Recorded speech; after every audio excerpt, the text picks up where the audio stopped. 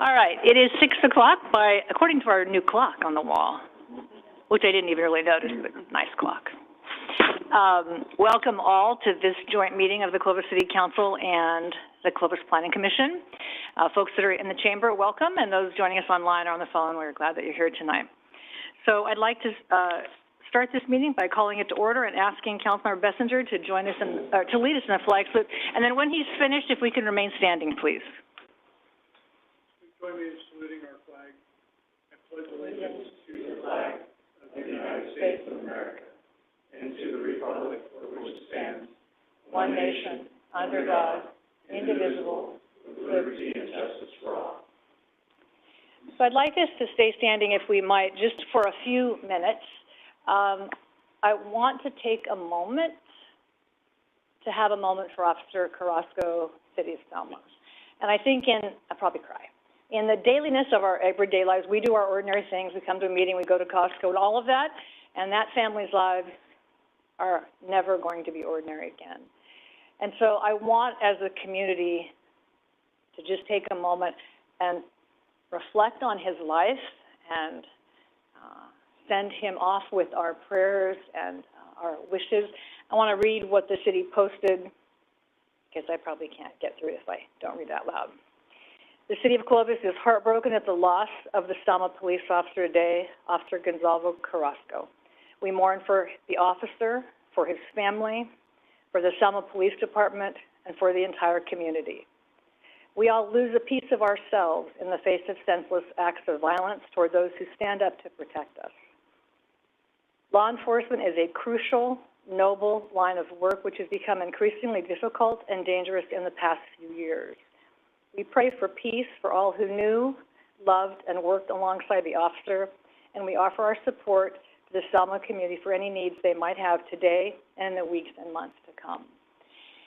And I think as we think about what he gave, I also want to lift up our own Clovis Police Department, who every day, while we are doing ordinary things, they are doing extraordinary things. So if we can just take a moment and have a moment of silence for the officer, for our Clovis Police Department, and every one of our first responders and law enforcement around the country. And then if you could stay standing, I have a couple more that I'd like to offer, but let's have a moment for the officer in Selma.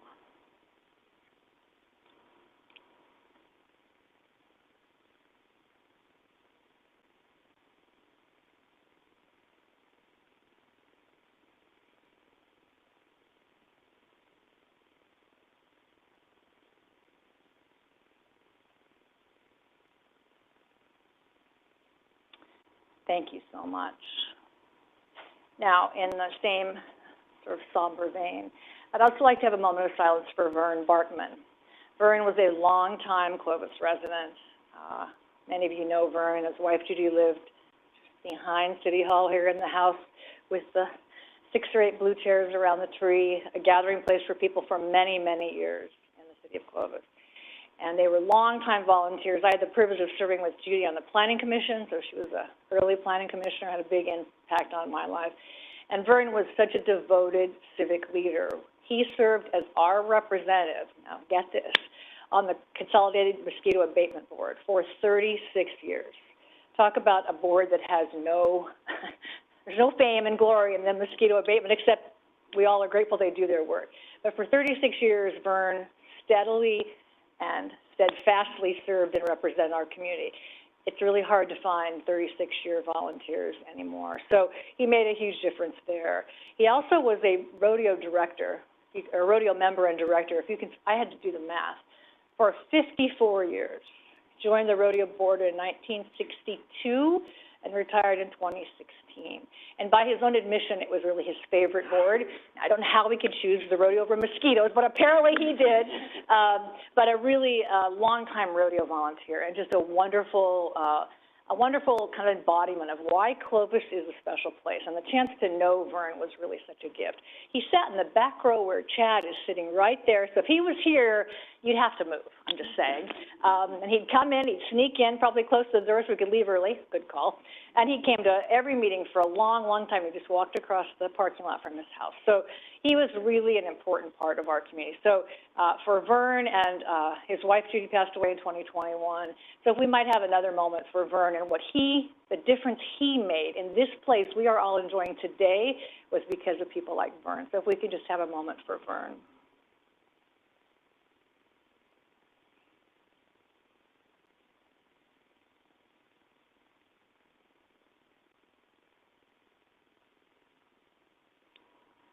Thank you. I'll miss him very much. And finally, the last person who passed recently is Carol Padilla. Carol was a longtime director of health services at Clovis Unified. If you didn't have a chance to cross paths with Carol, she was a light. And so I think she really elevated the role of the district in terms of taking care of the kids in our community, and she passed away last week. So if we might just have one final moment for the loss of that light in our community, I would appreciate that as well.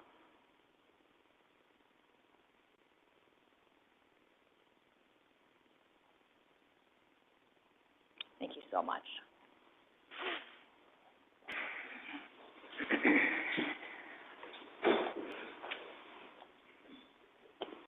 Okay, Carrie, would you like to call the roll or note the roll or whatever you're going to do? Yes, thank you, Mayor. It looks like all City Council members and all planning commissioners are present. Excellent. And John reminds us that we haven't gathered together as a joint group for a bit, and there's a few new faces, so why don't we just do introductions around the table and maybe how long you've served, or I don't know, something profound like that. Amy, I'm Lynn Ashbeck. I'm the mayor of the city of Clovis now. This is my 6th term on the council. Vaughn wanted to. I was on the planning commission. Oh, me too, me too. And then currently.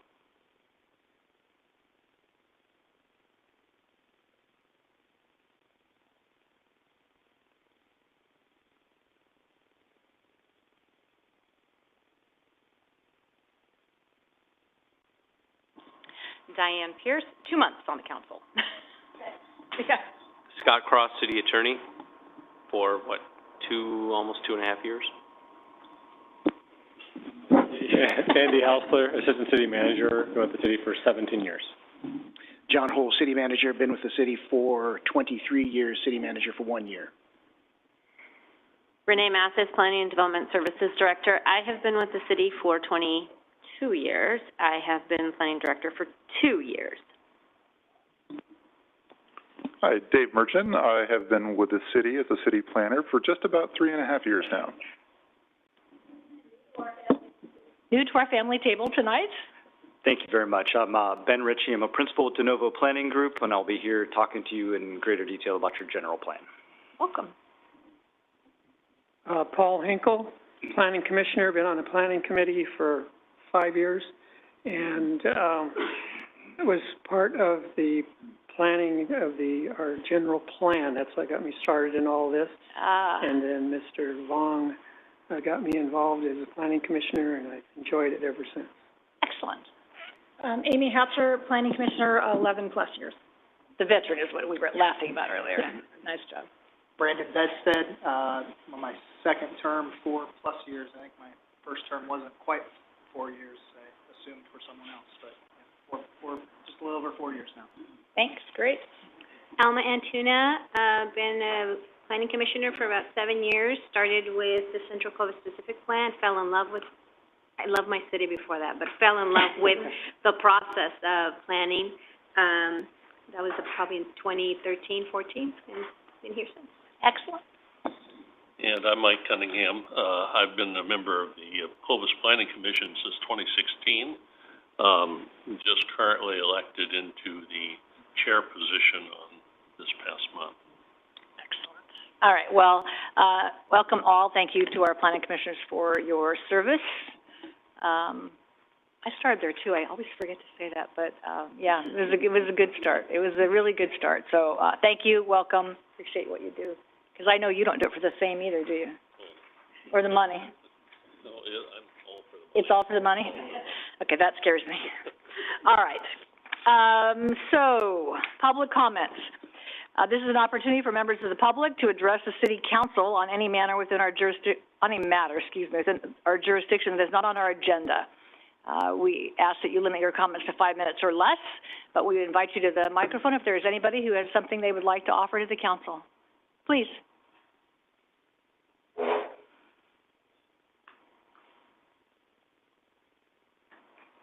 Hello? Hi. My name is Steve Trevino. I've been in here before, but I live in what they call the Stanford Edition. I was born here in Fresno, raised in Clovis. My father was a farm worker, and and I know this is the time of Martin Luther King, and I meant to come here a couple weeks ago, but you guys weren't here. But anyways, as a little boy, I was a paper boy. I lived as a Fresno guide, if any of you are familiar with that.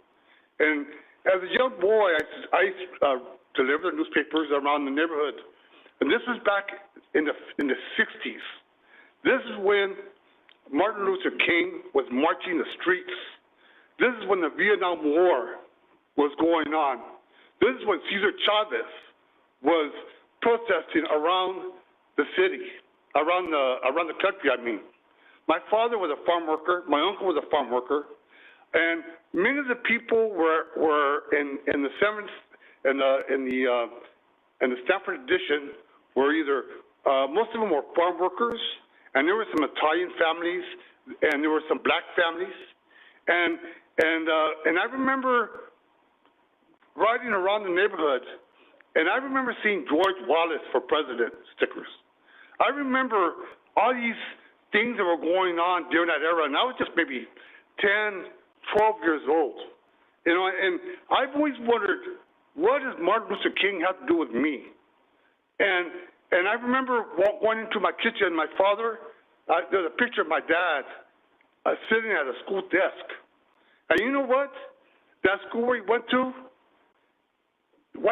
it was a segregated school. I never really realized that till later on in my years. You know, the Jim Crow laws, that just didn't involve black people. That involved a lot of different people.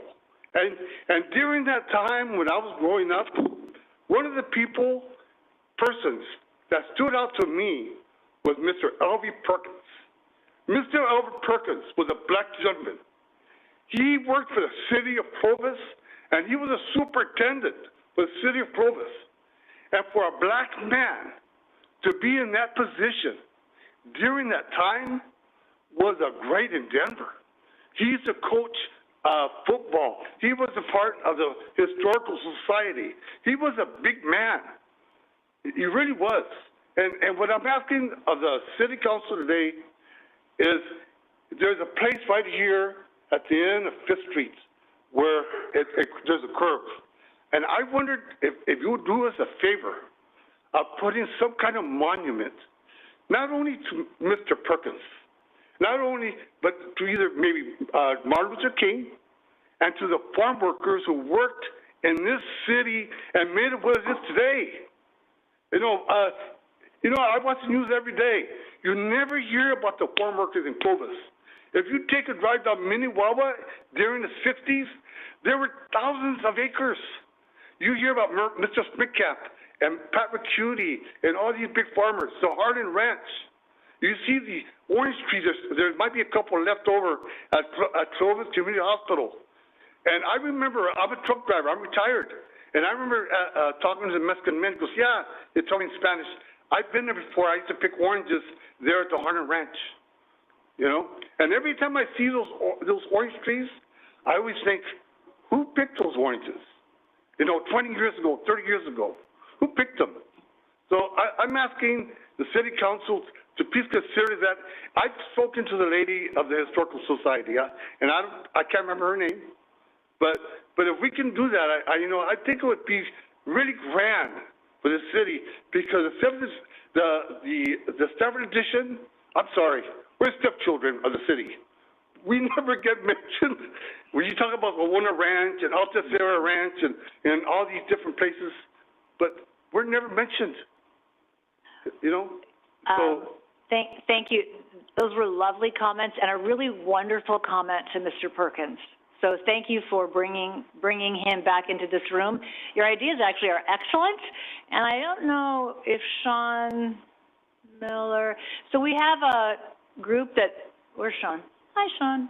I mean, we have some really wonderful art along our trail, and so your idea is a lovely idea. So I know Sean heard that, and I think you're exactly right. So thank you for bringing that up, and again, to bringing back the memory of Mr. Perkins in this room. Nice. Thank you so much. Very nice.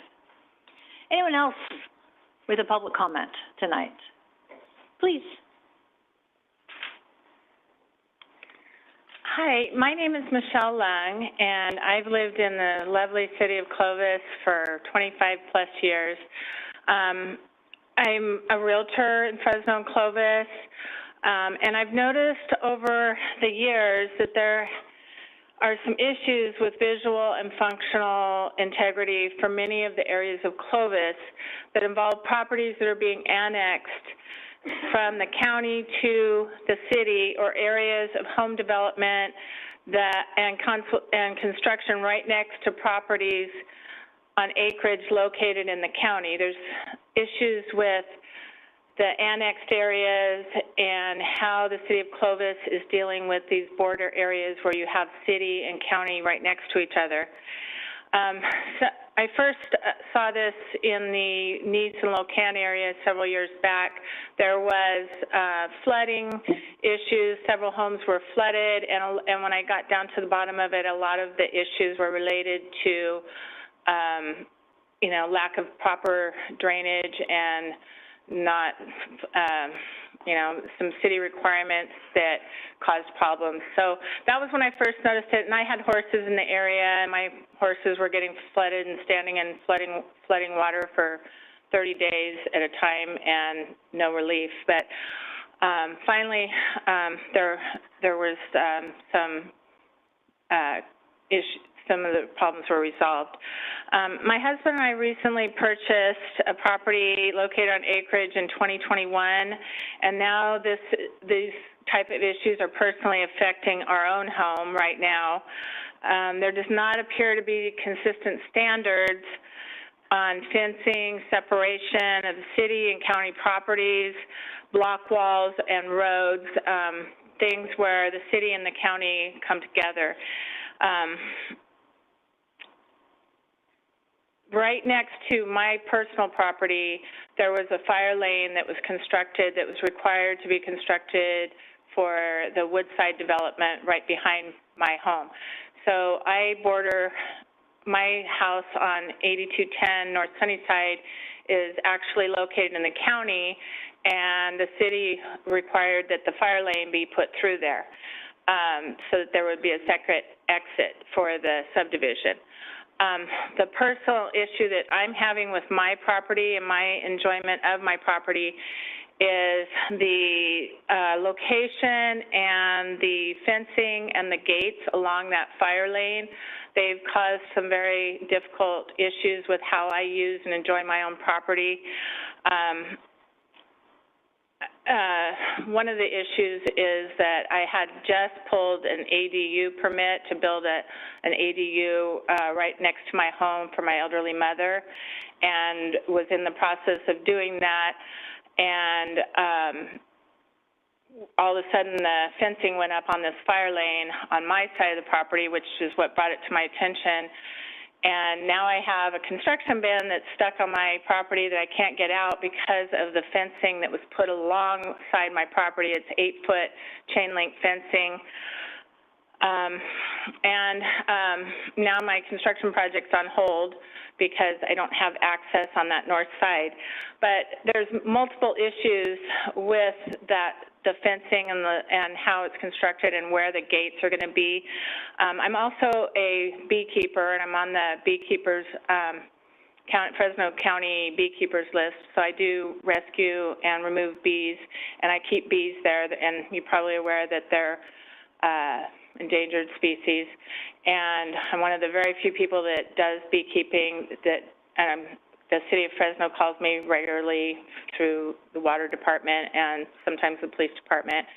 And I think even Clovis might have called me a few times, but definitely Clovis residents. So that I have bees right on that side of my property that now I'm not going to be able to bring in bees and exit with my bees. So there's that issue. And There's also, from what I can see, and I don't know this for sure because I've never really been provided full information on where the gates are going to go, but it appears to me that the gates are going to be in a place that will encourage from Woodside trespassing alongside of my property.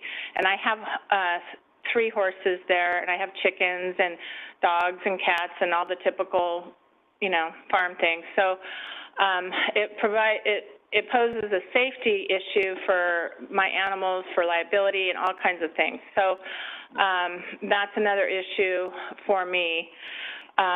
If you don't mind kind of wrapping it up, and Sure. I'll have a solution for you, but. Okay. And then,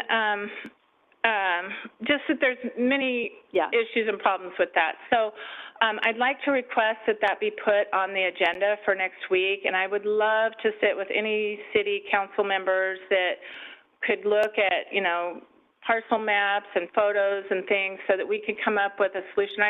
I have some very good ideas that I think would be cheaper and better and workable for all parties involved, including the city, including the fire department, and I think it would enable me to go ahead and enjoy and do the things that I need to do for my own home and enjoyment too. So if I could do that, I would appreciate it. Thanks. May I call you Michelle? Yes, you may. Michelle, have you talked to any of our planning staff? Yes, I have. I originally was speaking with, I believe, Sean Smith, yes. And then most recently, Renee Mathis.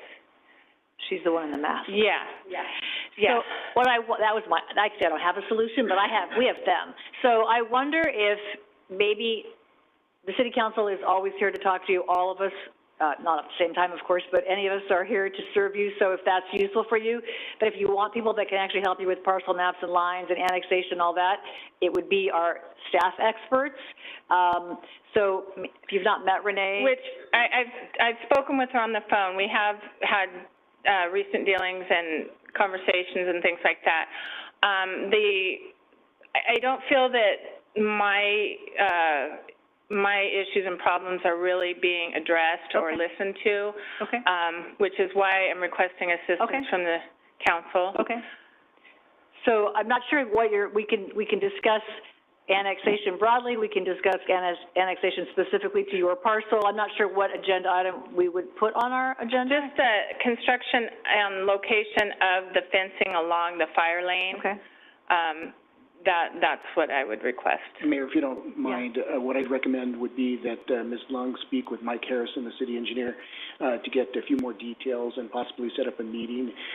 Putting it on the agenda for next week, it's too late for that, so it would have to be the following meeting. After next week would be the 21st at the soonest, but I'd like to try and take care of it at the staff level if possible, and then if we can't resolve it, then we'll bring it back to council for. So this is Mike right here. Mike. So if you two can connect, and this is Mike right here. He's our city engineer. Okay. And maybe you can be joined by somebody from the planning department just to kind of enlighten him. But if you don't get to where you need to go, then you are, of course, please put it on the agenda, and staff can help you do that. Okay, I appreciate that, and I really think there's some very solvable things. Absolutely. So. Annexations are never easy for. Well, it's not that I want to be annexed. It's went right through my property that's city annexed. That's part of the problem. Oh, okay. I mean, that's when they're going to meet someday, and where they meet, it's not always easy. There's multiple issues with that. So thank you for bringing it here.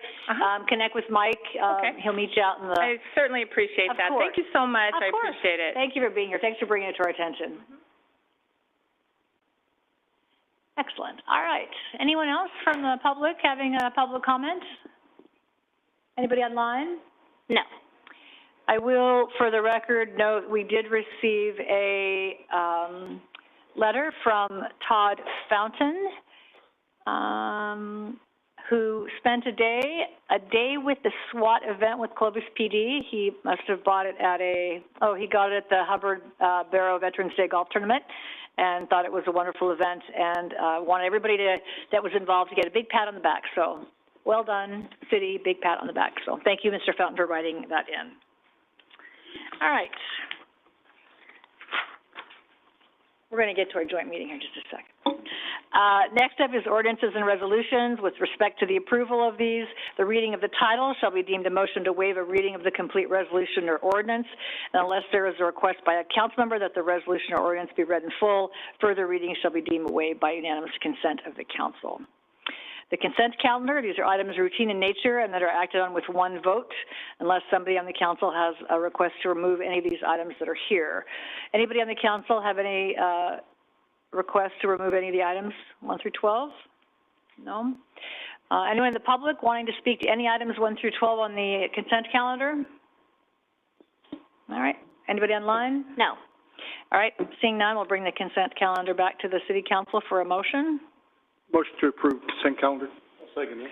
There's a motion and a second. All those in favor signify by saying aye. Aye. Opposed? Motion carries. So we're now going to adjourn the city council meeting. See you guys. No, I'm just kidding. To the joint meeting with the Clovis Planning Commission. And our first item up is a receive and file from Renee Mathis on an update on the, or an overview, I guess I should say, of the PDS department. Renee. Thank you. Good evening, Mayor, members of the council, Commissioner, Chair, and Commissioners. So tonight's presentation is really twofold from Planning and Development Services. I will be providing a very high-level overview of our mission and our operational objectives for Planning and Development Services. And then when I complete, I'm going to turn the presentation over to Dave Merchant, our city planner, who is accompanied by Ben Ritchie, who you met earlier, with De Novo. They're our consultant that we hired to do an audit of our general plan.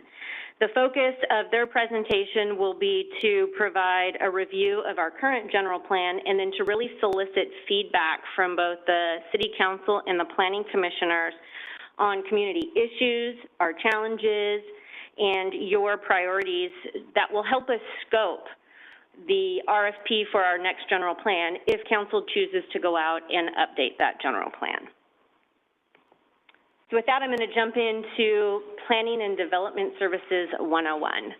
So ultimately, PDS, as I'll refer to my department, is responsible for fulfilling the vision of the Clovis General Plan. The Clovis General Plan is really the blueprint for all of our future physical growth in the city. It's basically the plan we refer to ensure all of our projects and approvals are consistent. We fulfill that vision of our general plan by processing entitlements. We help coordinate development projects. We do plan checks and approvals. We issue permits both within our engineering division and our building division. We conduct inspections, of course, in both divisions. And then we have a very large design and construction of our community investment projects. So our current general plan is, we'll get into a lot of detail when Dave and Ben jump in, was last adopted in 2014.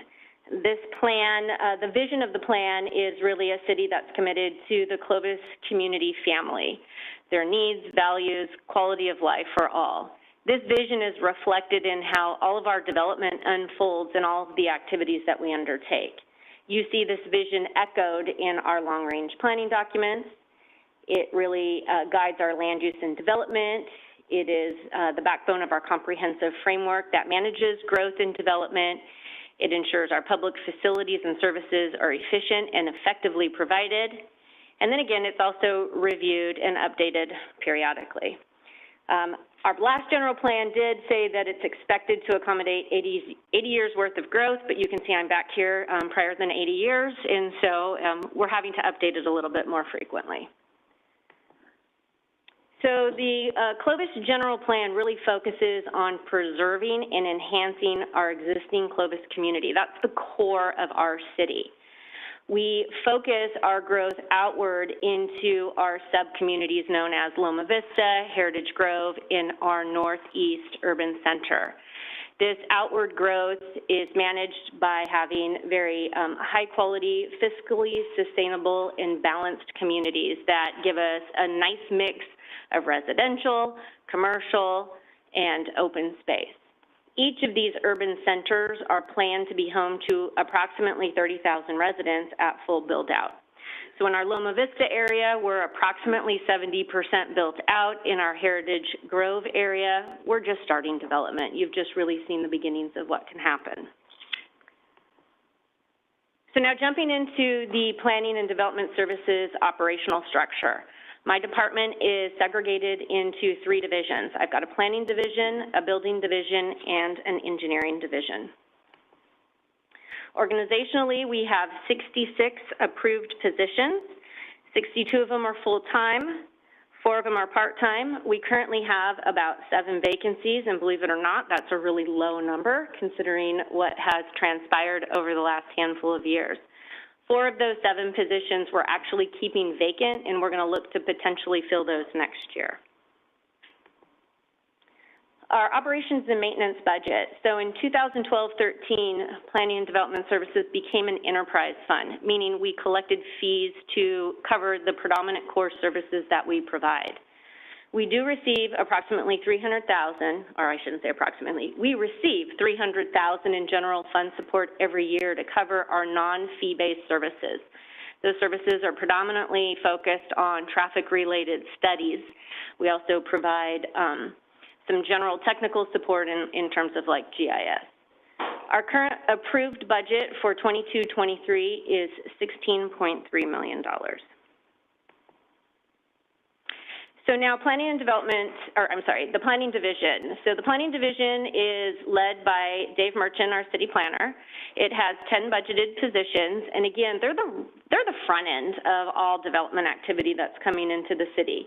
They're the ones that are highly focused on implementing the Clovis General Plan, ensuring consistencies with our various specific plans, the development code. They prepare environmental analyses. They could be negative decks. They could be EIRs that we're managing through consultants. They process entitlement applications. That's current planning and long-range planning. And they implement our zoning requirements. So looking over the past 5 years to give you just a taste of kind of the activity that flows through the planning division, on average, they approve approximately 180 entitlements every year. And over the last 5 years, we've annexed about 900 acres in total. Some of the major projects that are being processed by the planning division are, of course, the general plan update, which you'll hear more about tonight. We're working on our housing element, which we will be back in front of you in a joint meeting in March to discuss. We've got some specific plan work going on in the Heritage Grove area. We've also got a large residential development called Shepherd North, located north of Shepherd and Sunnyside. We also have the Vista Ranch. Both of those projects are going to be sphere of influence changes, so that's going to be areas that we want to bring into our growth area. And then we also have the Home Place annexation. Other projects that planning's working on that aren't these major projects but are still very important is we're working on some cleanup in our RT park. That's our Research and Technology Business Park. Dave's group manages a handful of planning grants. We're updating our multifamily objective standards. We continue to work on VMT, that's vehicle miles traveled, best management practices, and mitigation strategies. The next division, yes. So Vista Ranch is basically north of Shepherd if you went up like Temperance Avenue, so down from the dam. Yeah, we came back in front of council not too long ago with a request to initiate the sphere of influence and to begin the studies, yes. So our building division, this division is led by Doug Stewarski. He's our building official. They have 14 budgeted positions there in building. Building runs a very busy front counter. That's where we take in plans, we process plans, we issue permits. The building division is tasked with plan checking, residential and commercial projects, and conducting inspections. These inspections really are geared around ensuring the built community is safe. Sticking with the theme of our 5-year average, looking over the last 5 years, on average, they issue over 4,000 permits, that's permits across the board, building, plumbing, electrical, mechanical. They conduct approximately 17,000 inspection stops every year, and our non-residential valuation has typically exceeded about $40 million. Currently, the building division is working on processing over 700 plans that are in their review right now. My next division is the engineering division, and this division is led by Mike Harrison, our city engineer. As some of you know, Mike is going to retire after 38 years here with the city. I didn't either, so clearly he cannot leave. I know. Mike's done a great job. So Mike will be leaving us likely this summer. But his division has 4 sections. That's our community investment program, our engineering administration, our development review unit, and our construction management. The engineering division has 32 budgeted positions, and they're predominantly tasked with coordinating orderly construction of our public and private projects. They do plan check and approve proposed development projects. They annually update and then implement a development impact fee program, and this program is to fund our required infrastructure. They administer an active traffic management program. They also design public infrastructure, repair and improvement projects. They provide construction inspection services, and they issue encroachment permits. Looking over the 5-year average for engineering, annually they deliver approximately 70 activities, and that's in our community investment program that I'll dive into a little bit deeper in the next couple of slides. They deliver approximately 17 to 19 construction projects every year. Some of the council knows we've had some very large construction projects like Landmark Square, we've had a fire station, we've had some very large street projects. Engineering completes more than 30 speed studies annually, 50 traffic counts, and 50 traffic signal modifications. We also review and approve over 140 plan checks annually. Again, we update our development impact fees, and that can take anywhere from 6 to 10 months. It depends on if it's a comprehensive update or if we're going with the index. And then we also issue, on average, about 1,000 encroachment permits, and these encroachment permits are for work done within the city right away. We also monitor our bicycle and pedestrian activity at 18 trail locations. So typically, every October, we put markers out, and we look to see how many people are biking and riding along our trails. These are a few projects, or these are a few examples of our community investment projects. The upper left is our Village Green. That project is currently under construction. It's in the early phases in Loma Vista. We also have the roundabout there at Temperance and Owens Mountain Parkway. That project's complete. And then we have Willow Avenue. That was a very large project. It required a lot of coordination with multiple agencies, and that was funded by Measure C. So our community investment program, again, this is a program that is administered by engineering. Thad Avery runs this program for us. Engineering is tasked with preparing, implementing, and delivering the majority of the projects that are in the CIP program for all departments. As you can see, this program is quite large. Last year, we approved a $43 million budget. It covers 3 main components: design, right-of-way, and construction across 7 accounts: government facilities, sewer, park, street, water, refuse, and housing and development. The CIP is devoted to these improvements, the physical infrastructure that really sustains development that's consistent with the general plan, our vision, and our goals.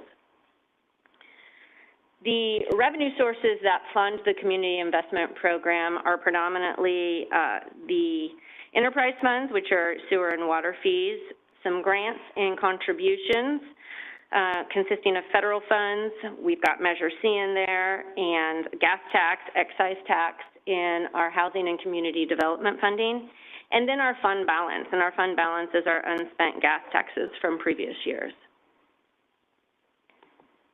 Here's some more examples of our community investment program projects. So on the left, you've got Shaw Avenue, which is separated into 2 phases. Our first phase is currently under construction. That's Leonard to McCall. We're hoping that that work will be complete fall of '23. We will then proceed into the next phase, which would be DeWolf to Leonard. We do have some challenges right now in trying to overcome PG&E and acquisition. As soon as that's complete, we'll then go out to bid for that next phase of development. In the center, we have Landmark Square, and that is going to be our new home for our senior center and our transit center, and hopefully Fresno County's next library. And then on the right, you have Fire Station 2. This item is actually coming back to you next week for our bid award. It is going to be to scrape and rebuild the Fire Station 2 site. What I didn't show you are projects that are equally as important. Our community investment program covers miles and miles of street maintenance projects. We also do widening work, such as what's proposed this year along Sunnyside from 3rd to 5th. We do signalization, such as Shepherd and Peach, and we also acquire a handful of properties, such as properties needed for water major facilities. The last section in PDS, which is housed across the board in all 3 of my divisions, is administrative services. And this is a group of 10 budgeted positions led by Ryan Nelson, the administrative manager, and it's comprised of administrative and technical support staff that really serve to help the subject matter experts in my department function every day, and they also provide a lot of services to other departments in the city. Predominantly, this group of individuals is comprised of our GIS team, our InterGov team, and our customer service portal staff, and then they also help coordinate business process management and other multi-department projects. So with that, that is a very quick overview of PDS 101. Hopefully it gives you a glimpse of my world and my staff's world. We're very busy, but everybody takes their job seriously. Their heart is definitely in their position. They want to make sure we deliver the vision that the council has put forward and our community has definitely bought into. Are there any questions? Thanks, Renee. Questions? Any questions for Renee? Mr. Basco.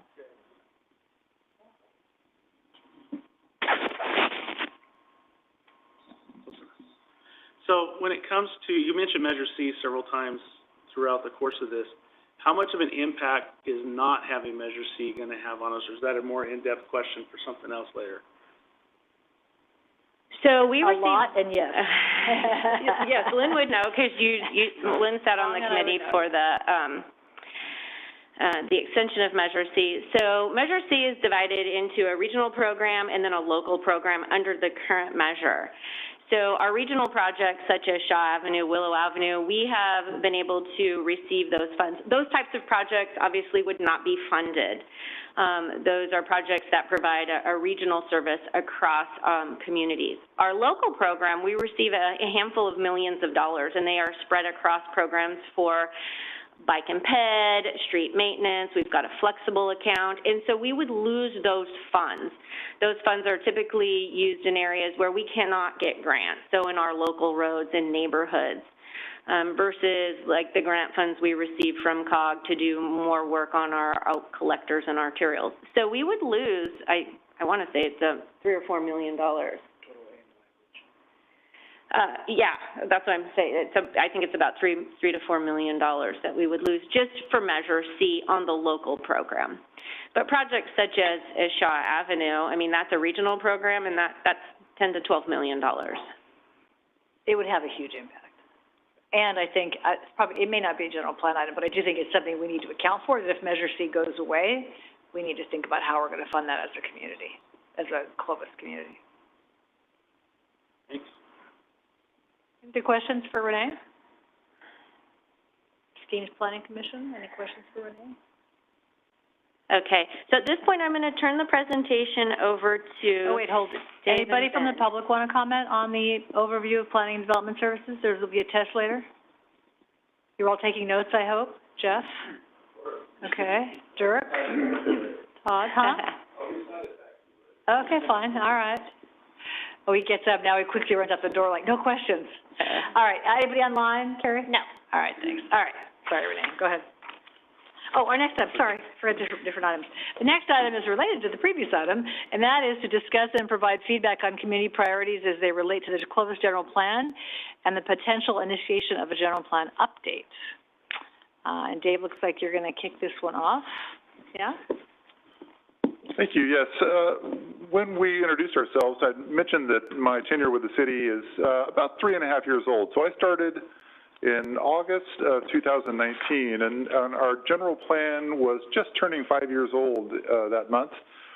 And so I thought to myself, well, at least I won't have to deal with a general plan update for a good long time.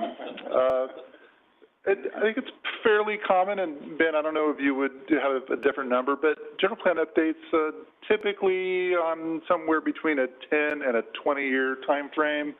Yeah, there you go. So pick them right in the middle. I've seen them done early, and I've seen them and been part of them when they've been done much later. So there's a pretty good variation, but I didn't think that they would start so quickly.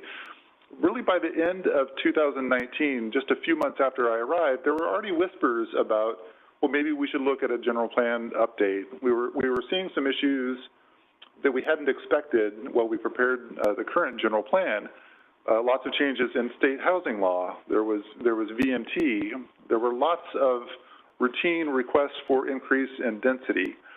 There were just a variety of programmatic type changes that we were dealing with, and we were seeing them come in on a project basis or kind of an incremental basis. And we thought to ourselves, well, maybe a general plan update would be appropriate.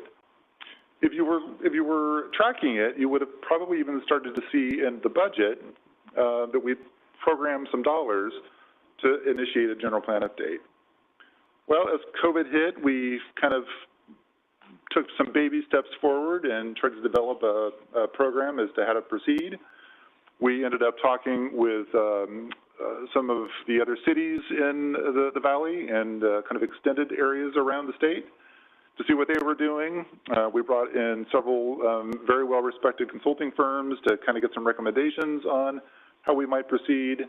And one of the approaches that really made sense to us was to pursue kind of a phased approach to a general plan update where we would conduct an evaluation of the current general plan and what we were hoping to accomplish, what things in state housing law or state law in general had changed, and through that process, provide information to the Planning Commission and the Council as to how those changes might be addressed in a comprehensive update, or a more limited and focused update if that was what the analysis recommended.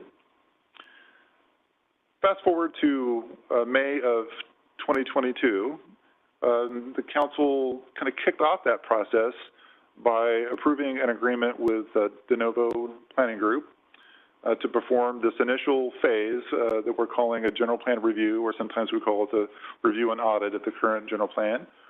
And through that process, we are in the feedback solicitation phase. Basically, we're working with stakeholders from a variety of different angles to get information, to get feedback on how we're doing with our current general plan and a variety of similar issues. So with us this evening is Ben Ritchie from De Novo. Some of you may remember that he was here with us back in May of last year. And he's going to guide us through a background discussion on the general plan or general plans in general, and then ask the Planning Commission and Council some questions to elicit some feedback. And then we suspect that you'll also probably want to provide the public in attendance the opportunity to chime in as well. So with that, I'll hand it over to Ben, and he'll walk you through it. All right. Well, thank you very much, Dave and Renee. I appreciate the introduction and the opportunity to be here this evening. So our overarching objective, as Dave explained, is really to receive input and feedback from both the Council and the Planning Commission regarding key issues, priorities, and challenges that the city is currently facing and anticipates to be facing in the years to come, in order to help the city make an informed decision regarding the scope and approach to a subsequent update to the city's general plan.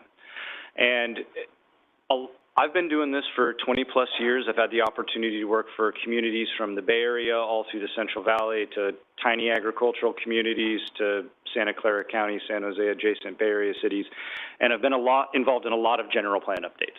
And they can vary tremendously in scope, price, success, community involvement, how effective they are at achieving the community's vision. And what will typically happen is at the staff or maybe the council level is a scope of work will be developed. We know we want to update our general plan. We think these are the things we need to study. Here's how much money we have. So consultants, have at it. Here's an RFP. Tell us how we're going to do it. And you get bids, you start the process, and you hope that it works.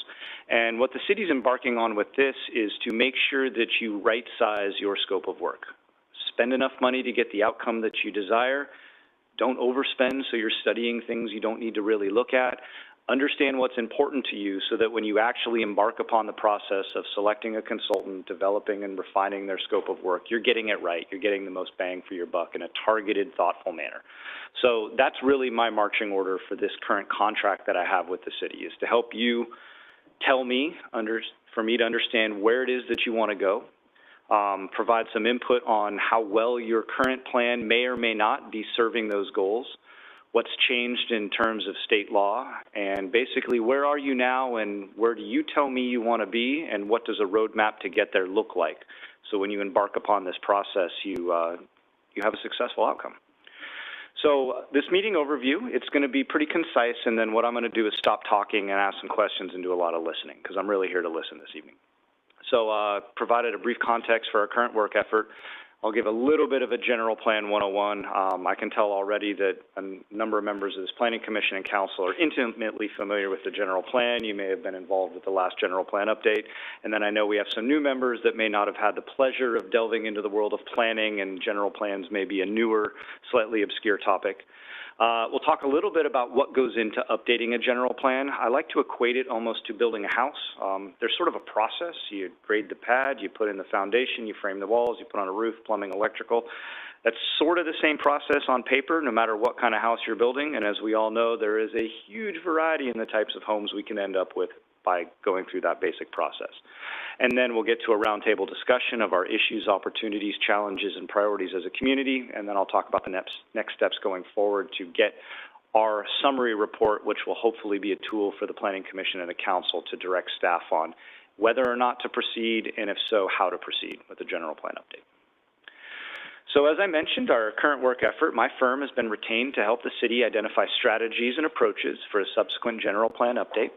As a little bit of context, I'm a founding owner with De Novo Planning Group. I have a master's degree in city and regional planning. I've been a professional planner for 23 years now, and I've spent 22 of those years preparing general plans. So I've been managing and leading general plan updates throughout the state of California for about 2 decades now.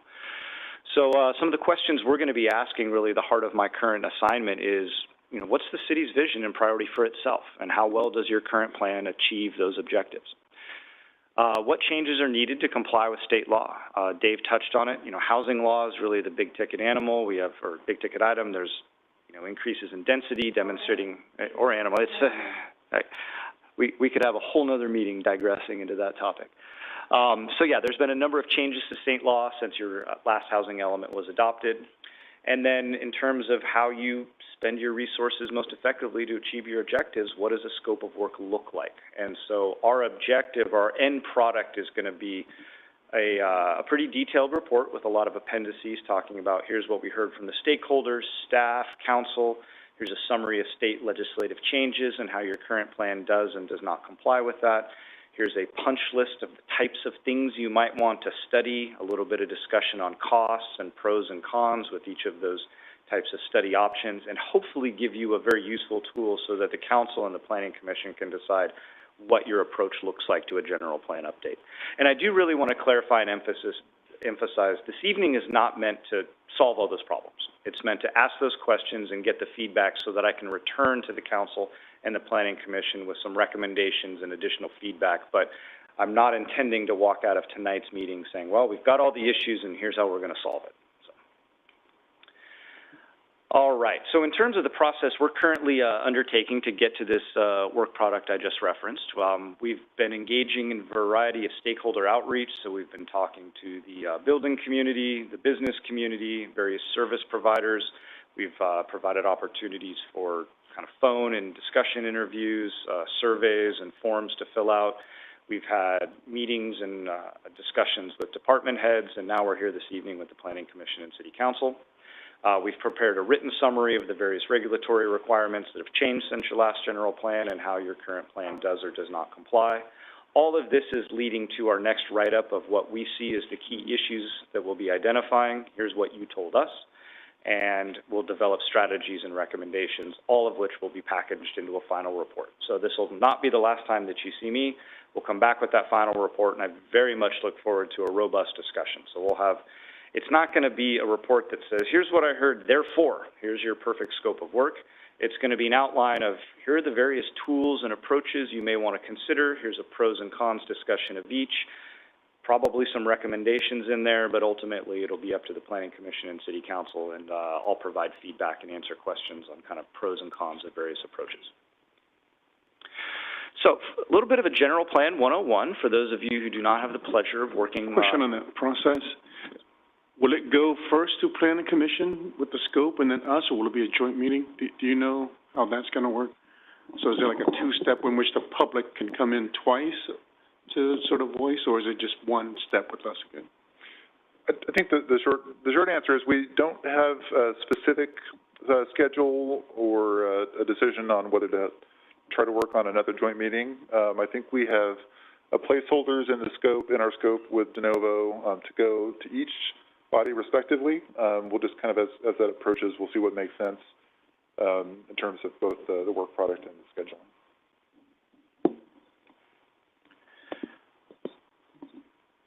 All right, so just a little bit of General Plan 101, and I know Renee touched on this a little bit in her presentation, but the purpose of the General Plan is to define a long-term vision for future growth and resource management within the city, generally looking out over the next 20 years. I smile and almost chuckle when I hear the 80-year growth. That's fantastic. I've been doing this long enough to know that if you can get something even half right for 10 years, you've nailed it. So 80 years out is just so abstract in the world of planning. But typically, a general plan has a 20-year horizon. It doesn't mean that it expires on the 20th anniversary of adoption, but that's generally the time horizon that we're looking at and analyzing in a general plan. So the state of California has very specific requirements for what needs to be addressed in a general plan, but there is a tremendous amount of leeway for local preferences, local priorities, and taking a local approach. So City of San Francisco has a general plan that follows the same state guidelines as the City of Clovis, but obviously those plans look and read tremendously differently. Different communities, different visions for themselves, different local priorities and objectives. Developing a general plan should include extensive public outreach and community participation opportunities. This really is the community's document or blueprint or constitution for itself, so there should be tremendous community involvement. And it touches on a very diverse and often conflicting set of topics and priorities. So ultimately, what the document seeks to do is have internal consistency and a unified vision that provides for balanced growth, economic development, housing opportunities, conservation, ultimately leading to the quality of life that this community has defined for itself. And of course, most importantly, it has to meet the requirements of state law, which are becoming ever more stringent and onerous as the days go by. So, some of the reasons on why this document is important: it is intended to reflect the community's vision, so it serves as a playbook for land use and planning decisions related to residential development applications, the mix of commercial, industrial, business parks within the community, planning for ample open space and parks resources. It's an invaluable tool for infrastructure planning, understanding where your growth is going to occur, where you're going to need roadway expansions, new roads, water and sewer infrastructure, planning for public services such as police, fire, parks, libraries, cultural activities, and parks.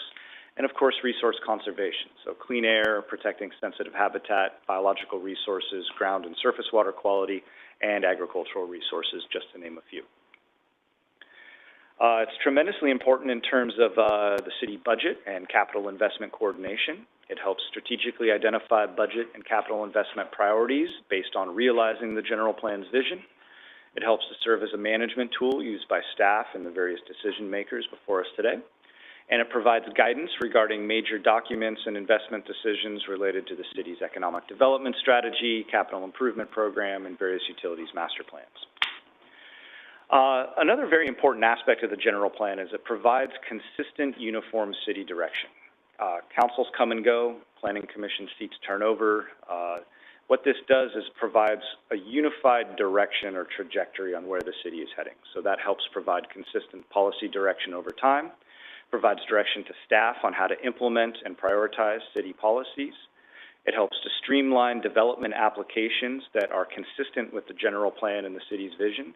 And being in compliance with state planning law provides the city not only legal insulation, but also provides increased opportunities for grants and grant eligibility. So the state has provided a number of carrots and sticks in terms of having your general plan house in order, and it's become increasingly clear it's better to be in order in terms of access to funds and not finding yourself on the wrong end of the Attorney General's ire. So the city has a general plan now. This last update was initiated in 2008, but the general plan was not adopted until 2014. So you were at it for just over 5.5 years. That's a long time. Typically, you like to strive for 2 years is pretty quick. 3 years is kind of a sweet spot. If you can get it done in 2.5, you've done a real good job. 5.5, and we can talk more about kind of the pros and cons, but it's probably not a big mystery. There gets to be fatigue. You start to lose direction. You can have death by 1,000 meetings, and what tends to happen is it loses focus, it loses momentum, and there's some opportunities to streamline the process and see a better outcome and a better result. Since the city's last general plan was adopted, there's been numerous changes to state law as well as local conditions. So we've had a number of changes to housing and transportation law. As Renee mentioned, you're currently in the midst of preparing your 6th cycle housing element, which is going to lead to likely changes in some residential densities and some land use designations possibly within the city.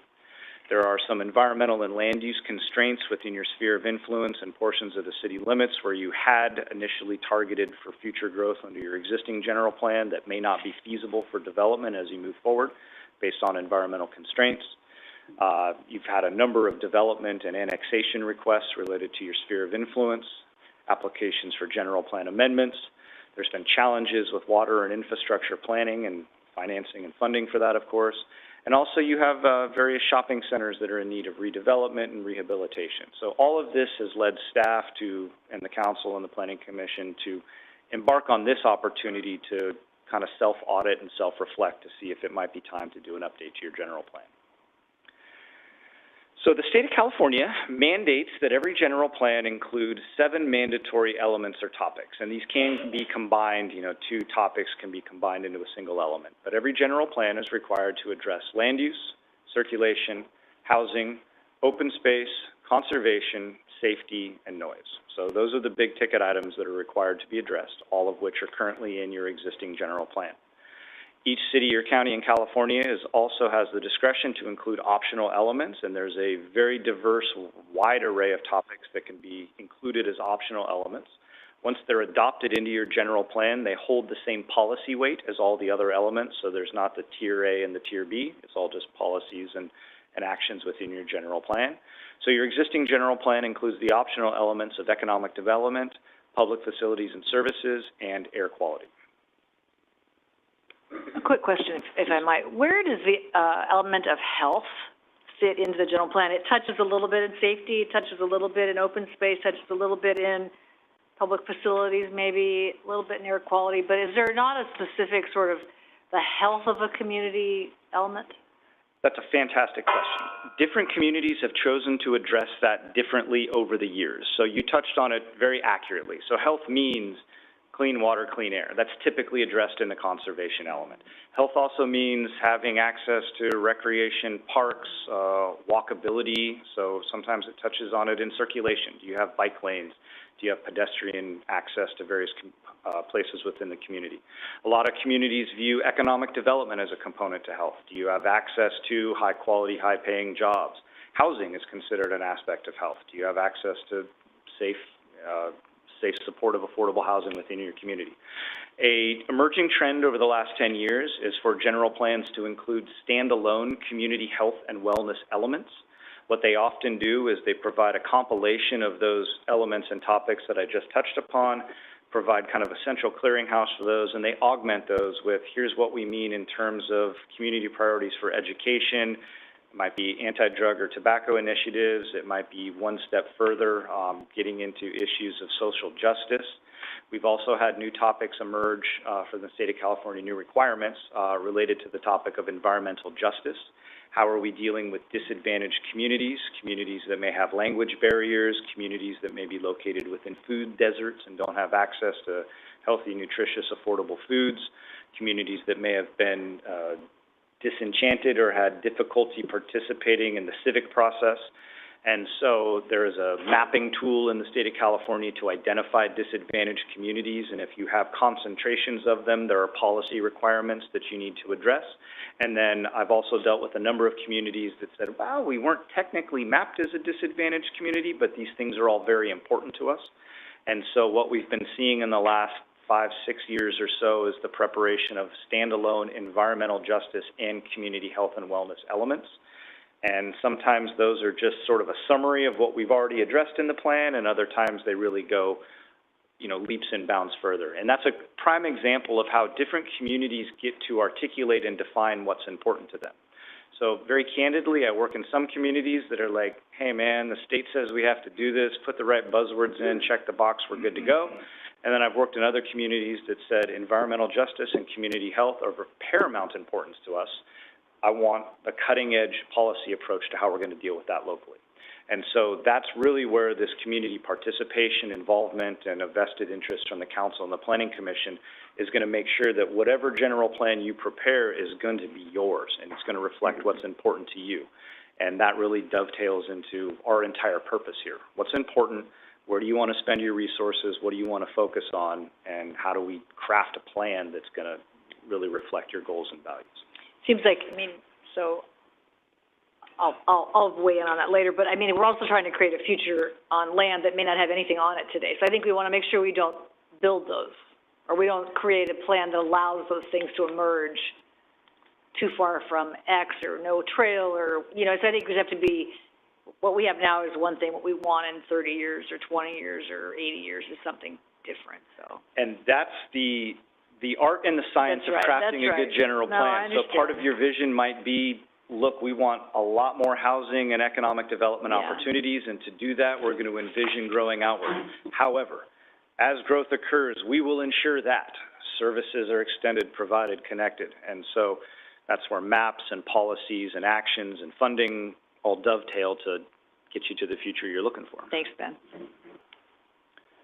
All right, so I mentioned crafting a general plan update can be analogous to constructing a house. So the steps I have up here on the screen are what are generally considered to be the basic building blocks of a general plan update, and how deeply you delve into each of these steps or each of these, you know, kind of parts of the process is really going to be driven by what your vision is for yourself and how well your current plan is or is not serving that vision, and how big of a look under the hood you want or need to take as part of this update.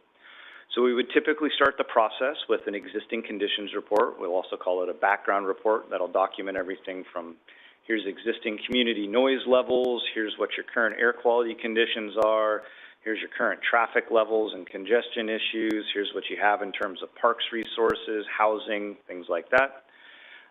We would then embark on a pretty robust process of community outreach and engagement. We often call it the visioning process, very similar to the questions I'm going to ask this evening. Just what are we facing? What do we value? What's important? What do we want for our own future?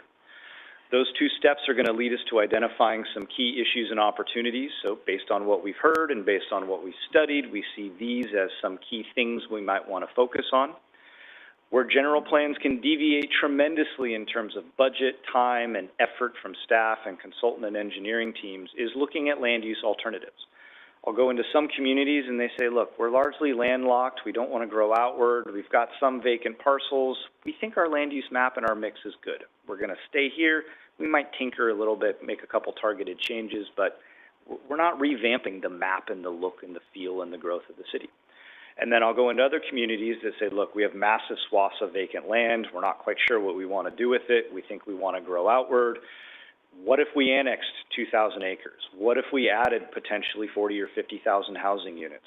What does that mean in terms of our traffic levels? What's that going to mean in terms of infrastructure burden? What future costs is the city going to face? How are we going to pay for that? What are funding mechanisms? So depending on the degree to which you think you might want to make adjustments to your land use map and how much supporting analysis and detail you think you're going to want to make those decisions on your land use map is going to have a tremendous bearing on how long it takes and how expensive it is for a general plan update. So when people are asking me, well, what does it cost? How long will it take? Usually the first question I ask is, how much are we going to tinker with that land use map and how much do you want to know about it? It's pretty easy for a consultant to come back and say, well, we've remapped the city and here's 4 versions of the map. And notice all the extra yellow and here we've got more red and that's easy. We can do that in an afternoon. But I can already tell you're going to ask me questions. So what's that going to mean? How much job growth? What's that going to mean for city expenditures and revenues? What's that going to mean in terms of extended infrastructure? So the degree to which you want supporting analysis to help foster informed decisions on land use changes will have a pretty significant bearing on what your scope of work may look like if you do embark on an update. Once the land use map is relatively settled upon by the council and the community, we would then move into the process of crafting your various goals, policies, and implementation programs, which would be folded in and make up the actual draft general plan. We would then prepare the required environmental impact report, which is, if done correctly, really dovetails off your existing conditions report and then provides a lot of coverage for streamlining future development applications that are consistent with your general plan. And then ultimately, it goes through the public review process and on to public hearings. And so depending on how you craft your work program, I would typically expect to see at least 3 or 4 sessions or series, not discrete meetings, but major opportunities for public involvement in the process. You want to involve the public at the outset. You want to check in on land use map questions. You want to check in on policy directions. You want to check in when the whole plan's put together, and then, of course, you want feedback when it comes to adoption time. So crafting what that public participation and involvement process looks like is another major component of budget, timing, schedule on what an update may or may not look like. So for just a little bit of context, your current 2014 general plan, it was kicked off in 2008. It was a total of 67 months, so that's just over 5.5 years. In my career, I've had one go that long, and it's a long time. So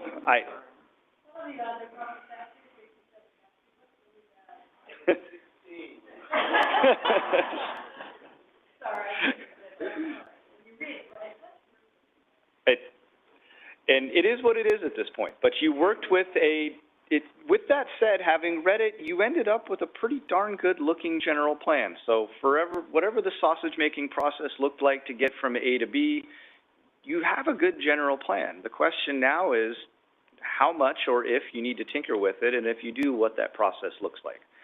So you underwent a process which is pretty common in many communities in using a GPAC, a General Plan Advisory Committee. You had 21 initial members, and their role was to advise, make suggestions, and actively participate in the update process. The members were to act as liaisons and convey information back to various groups that they were affiliated with. Your initial schedule was a 2.5 to 3 year process, which is typically what a proposal would show in terms of kind of the sweet spot, but again, it stretched into 5.5 years. You had at least 30 GPAC meetings. We can talk later when I come back with recommendations, kind of pros and cons. You may ask me, well, what's the sweet spot on number of GPAC members and number of meetings? I probably would say 30 is a whole lot, but I'm sure I wasn't at any of those, so I don't know how productive or how well functioning they were. You only had full attendance at one of those meetings, and you had a smaller group of 13 to 15 regulars attending towards the end of the process. So just some information that staff provided to me in terms of the context of how your last process went. All right, so I'm going to start talking a whole lot less and start listening a whole lot more. So what I'm going to have on the following slides are some high-level prompts for some discussions from this group. So I'm going to ask you questions about what you view as your current community assets, current challenges faced by the community, and what your vision for the community's future is. My hope is that you speak freely, share thoughts, and keep your responses in the context and lens of what we now know about general plans. So we talked about the topics that they address, the function that the general plan serves, and so as we're thinking about the vision in the future and the challenges, through the lens of how the general plan may or may not be able to address those items that you view as important. So, all right. Can I just ask a point of order? So the questions, so on the one hand, we could be here till tomorrow discussing these things, which we're not interested in. Like, I personally don't want to be here till tomorrow in this very seat. So part of it is how do you manage the volume of and still wanting to hear everything. So there's that. And then is this just for this, or are we going to invite all of our friends and neighbors here to also weigh in? Are you going to ask them later? Or we'll do public comment, but do you want the same level of robust discussion? Because there's some really opinionated people sitting out there. So you want to hear from them now? Do you want to hear from them later? What's the process on that? Madam Mayor, I'll defer to you. What I might suggest is that we initially have a roundtable discussion with the Planning Commission and the City Council. Okay. And following that, I might recommend that you open it up for public comment and we allow members of the audience to chime in. You might find that members from the audience say, yes, that, or I disagree, or I've got additional thoughts that weren't brought up. I fully recognize and appreciate that we could sit here until dawn going into this. What I'm not striving for this evening is everything, the nuance of policy. So if, you know, we had a great suggestion on a monument tied to Martin Luther King and, you know, the farm worker heritage of the community, that's fantastic. That could be encapsulated as a comment of, we would like more robust policy promoting art in public places and more civic involvement and funding for historical accomplishments, without delving into each important issue. Got it. So I would like to hear things along the lines of, we need to take fresh looks at how we provide housing in the community and the types of housing. We're losing jobs to Fresno and we need more high-paying jobs, and we would accomplish that by designating more light industrial land. Or I want to be on the cutting edge of distribution warehouses, and the types of things that will give me the information that I need to come back and say, I'm not writing your general plan right now. I'm coming back with some recommendations that say, based on what you're telling me, you need a deep dive, you just need to tinker a little bit, you do or don't need to really delve into your land use map. So I think we can keep them on high priority, high level type feedback without getting into the weeds of, we're going to write the health and safety element this evening. Okay, all right, that's fair. And then are you open to conversations outside of this meeting if a council member wanted to have a discussion with you directly? Or is that something that if they have more thoughts they want to share, or you want to just hear this now and then come back in the iterations of the process? I would say both. Okay. So I would like to hear this now. What I hope and invariably will happen is you'll go home this evening, you'll brush your teeth, and you'll think, man, I wish I said, and you're going to have that one more idea. You can email it to staff, get it to me. It's going to be all part of my information gathering so that I can give you the most useful report. And again, you can submit stuff in writing, but then I think our most interesting meeting is going to be the end of my process when I come back and say, here's what I heard, here's what I see as tools, and then lay into me, ask me, drill down. How does this tool work? How have you seen this go in other communities? And that's where we'll get more into the weeds on what your approach might look like. That's helpful. Thanks. That makes sense? Okay. All right, Ben, back to you. So ask this question in capital letters. All right. I am asking questions about what are community assets in Clovis? And so I might rephrase that question through the lens of, what do you value most about Clovis? What makes this a special place to live or work? And what are your favorite things about this city? So basically, what is great here now that you hope to perpetuate and carry forward into the future, to preserve, to build upon, to make better? So big picture, when you think about your community, what are its best defining aspects? You start. Community. That's what Clovis is known for. We've had the motto up for a long time in that wall. Clovis is a way of life. It's community. It's family. It's caring about one another. We see that almost on a daily basis. The mayor points out that we see that in our staff that go the extra mile each and every day. Boil it down to community and family. I'd like to see us continue that. I'm really not gonna call on people, so anyone else wanna chime in? Or do you wanna go around? Okay, hit it. Not really, but sure. Go for it. Okay. I think the thing I value the most of the city is our safety. I love that we have, just a varied, services for our residents. I know that the council and planning, and we just like my, Commissioner, Cunningham stated, that we are a larger city now, but still a small hometown feel. I like that when we build out, we build communities, not houses. I love our interconnection trails. I love that we keep that in mind in everything that we build out. We want to be connected so that we promote walkability. We promote people to get outside. It does get very hot here, but we still use our trails. And I really enjoy that. It's a fantastic place to raise your children. I raise my kids here, and the one thing that I would like to see more is retention of our young people. We raise them here, they do really well, and they go all the way to school and everywhere. And eventually they come back, I'm assuming, I don't know, mine are still younger, but it would be amazing to build something so that we have a great university here, to retain them, whether it was events, activities, something that captures the attention of the 18 to 25-year-olds or 28-year-olds, so that we keep those people that we raise here and they become productive members of our society. And it's great they go and bless other societies, and that's amazing, but I'd like to retain some of them here by building things here that they are interested in, whether it's housing that's more affordable or bringing jobs in that they can do here professionally. Sorry, I'll stop talking. You're going, girl. That's all right. Sounds just like me.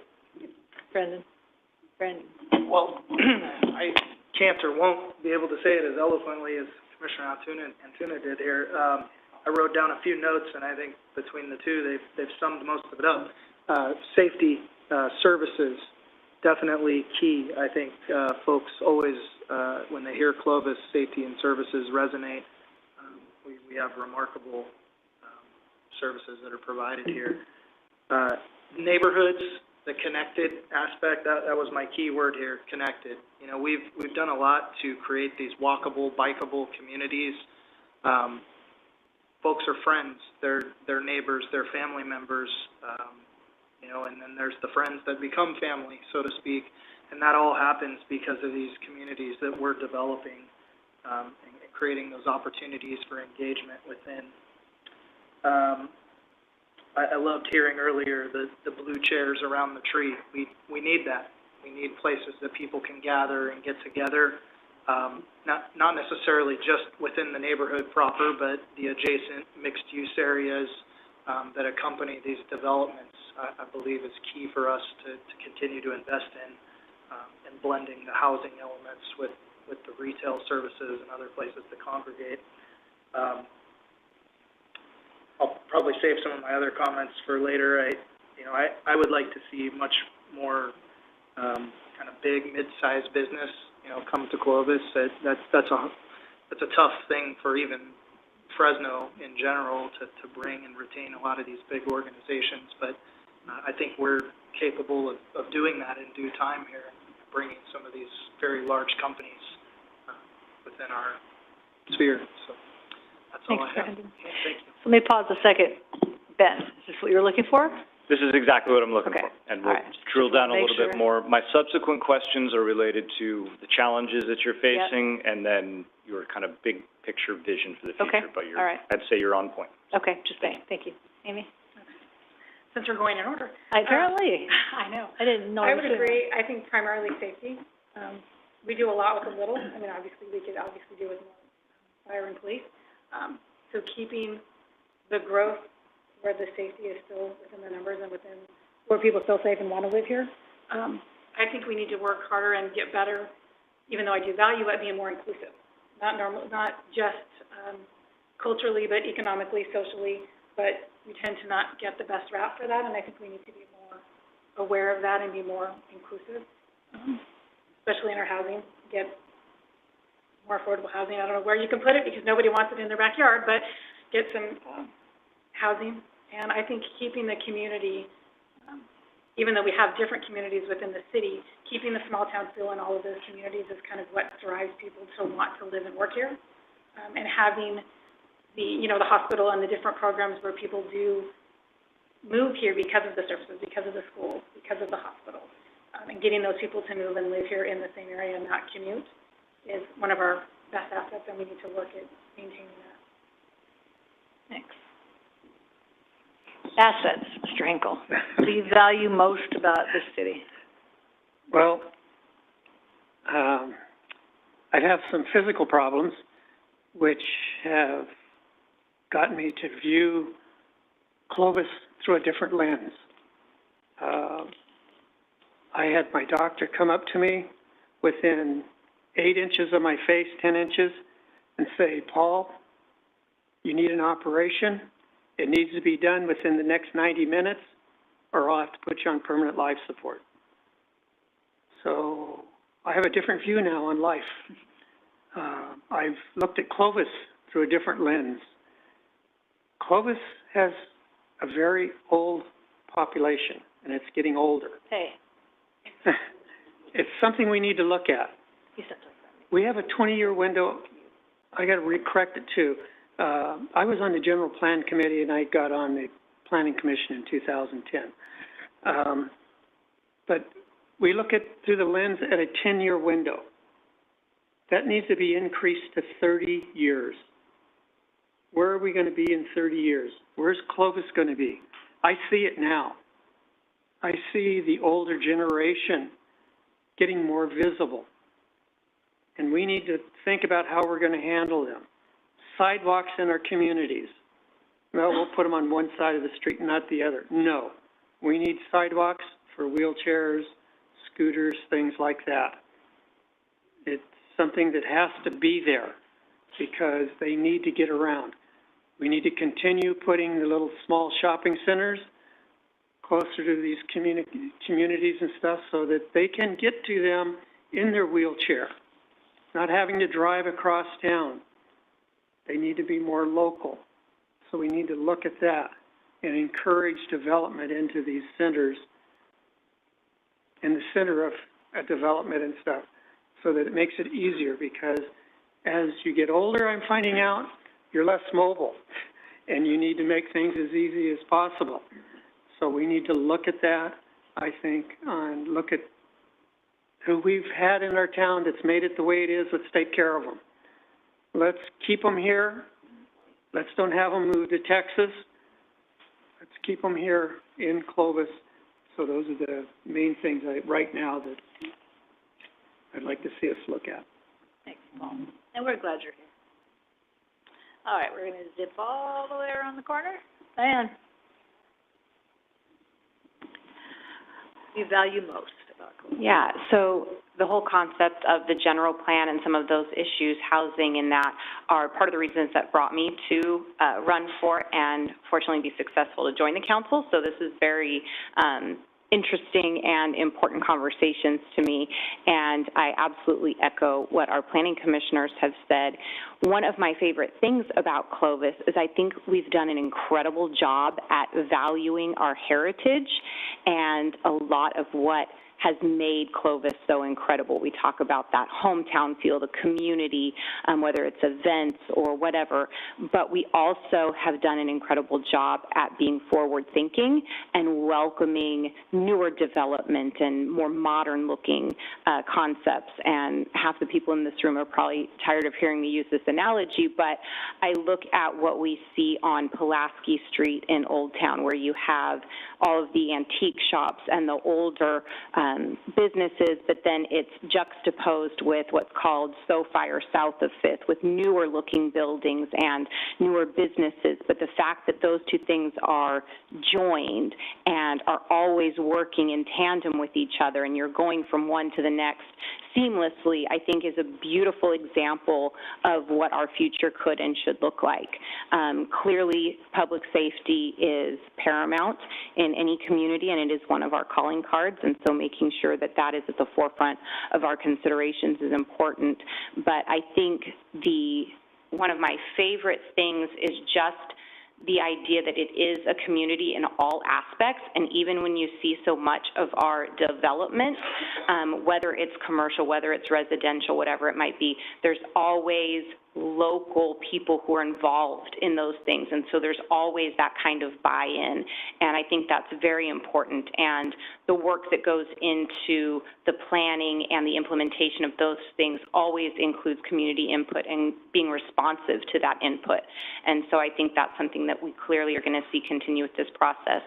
But number one is just that idea that we really have done a good job of taking that heritage and combining it, I think, beautifully with our future goals and vision. Thank you. I'm not going to readdress things that everybody else has talked about because everybody has hit on safety and other things. One of the things, I've worked for 5 other cities, and I've had conversations with people who are very praiseworthy on our organization as a government. That we, you know, I've had people in other meetings say, hey, who can I talk to in your planning department about your housing element, about something that they have challenges with that, frankly, we're already on top of, or at least we're ahead of where a lot of people are.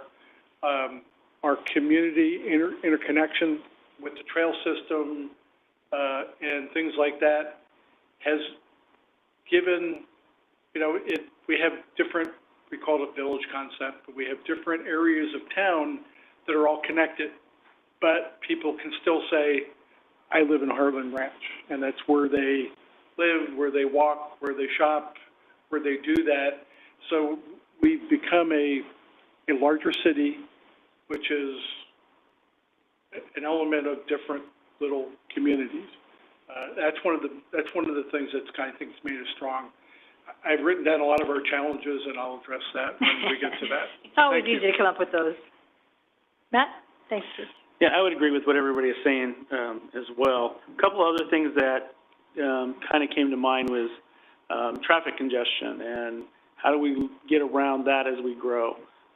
Building out our streets as we build different communities within town. So, you know, that, like Paul was talking about, the development of the commercial real estate within these communities, or having places for people to go within the villages and the parts of the city would be huge, because that also will relieve a lot of the traffic congestions that we're seeing in town with, you know, as we expand to the east and to the north, and you know, people looking for places to go. We see you can't get down Herndon, you can't get down Shaw.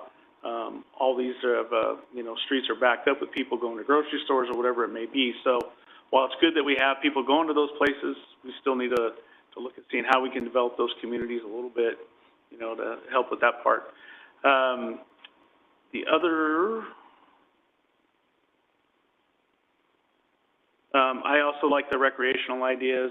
You know, I think anything that we can develop in our communities that keeps our kids out of the house as opposed to into the house would be awesome. You know, I know I would love to see a baseball stadium for kids somewhere at one point, but I know that's kind of maybe a pipe dream, but. We're not in that category yet. We're I in know. assets. Well, Just kidding. I jumped the pipe. You're just like that. So yeah, those, and it just, like I said, what everybody else says as far as public safety and everything goes as well. I appreciate that we're starting with the assets, and we'll hammer you with the next two with a lot.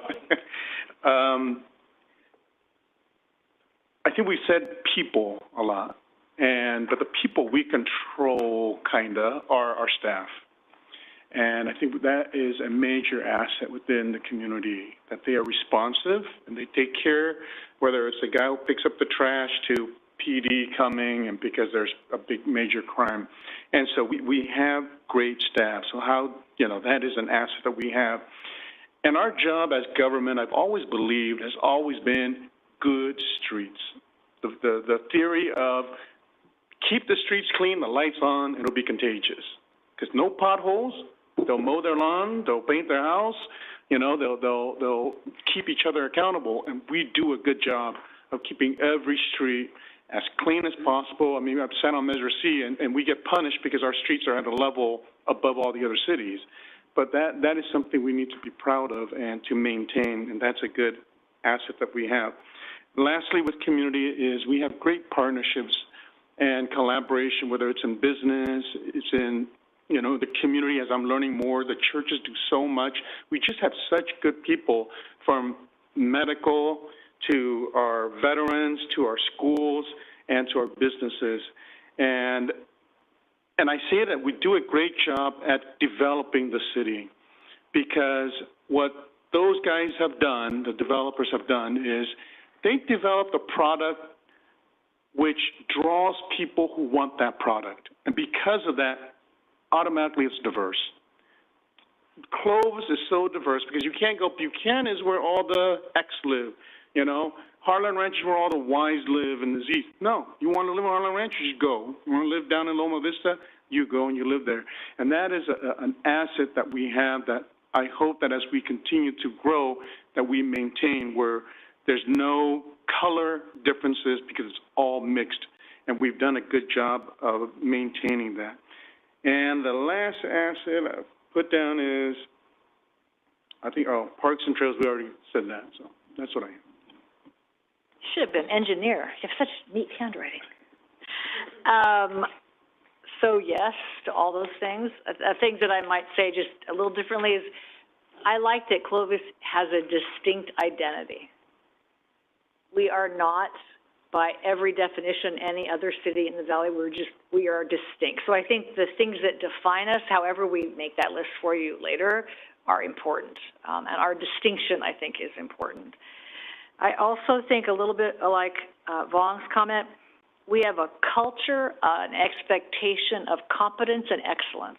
It's different here. You do get your streets swept.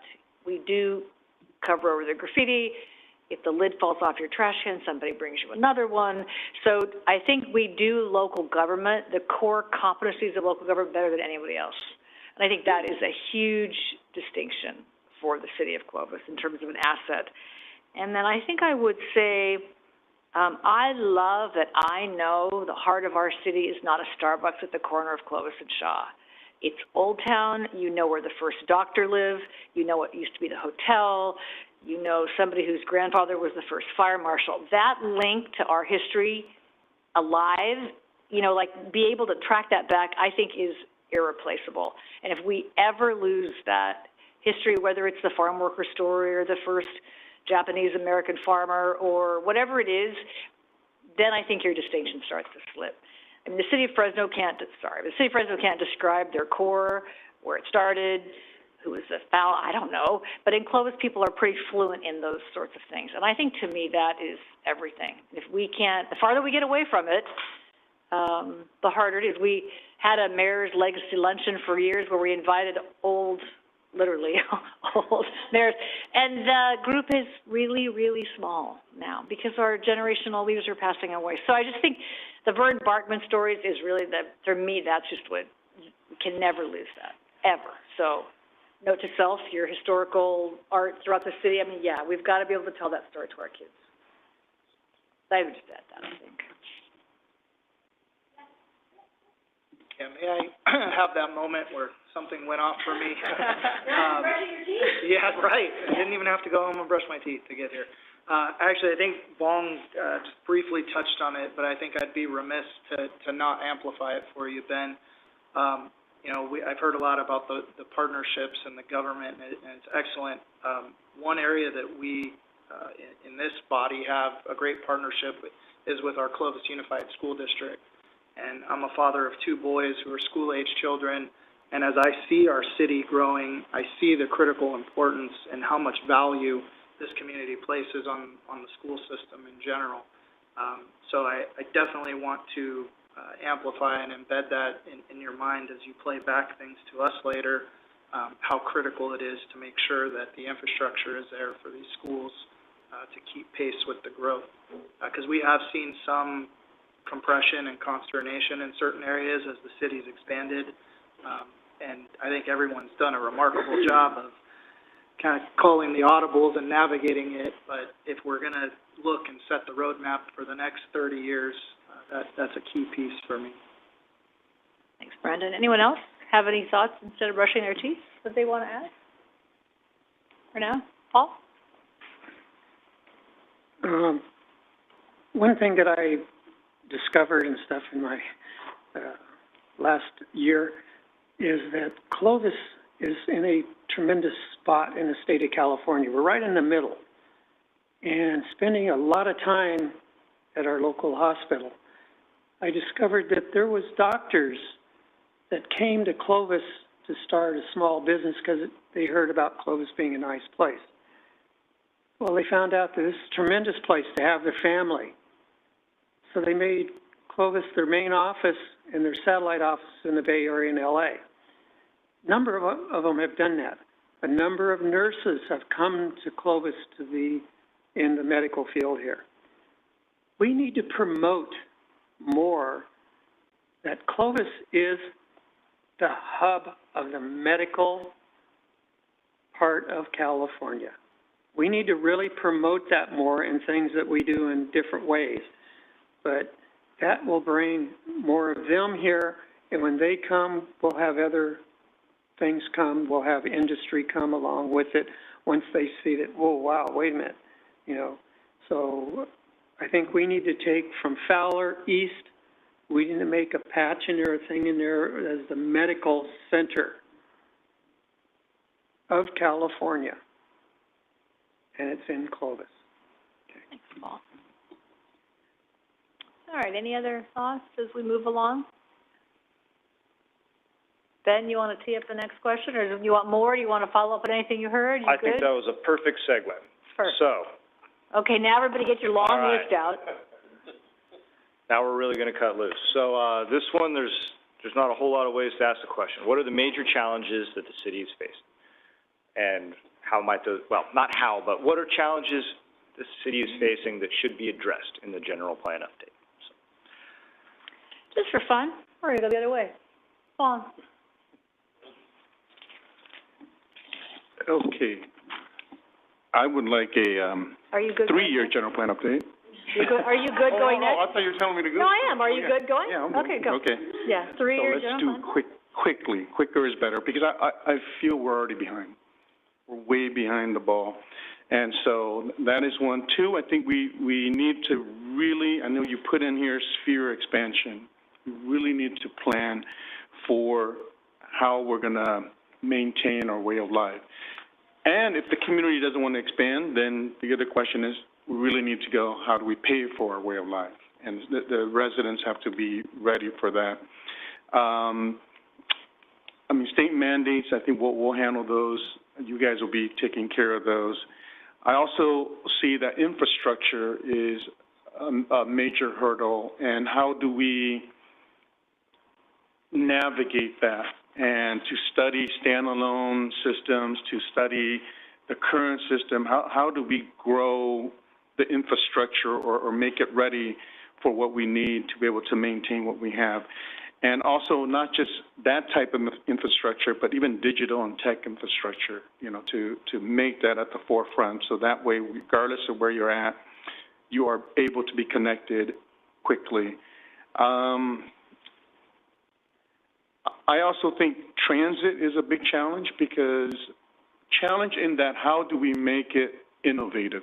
How do we run our system better to make it so that way, with VMT, with the developments, with all the communities we have, how do we do transit so that way it is something very, very usable by our community, instead of it just running empty all the time, because we have to do that. Let me see. The other challenge is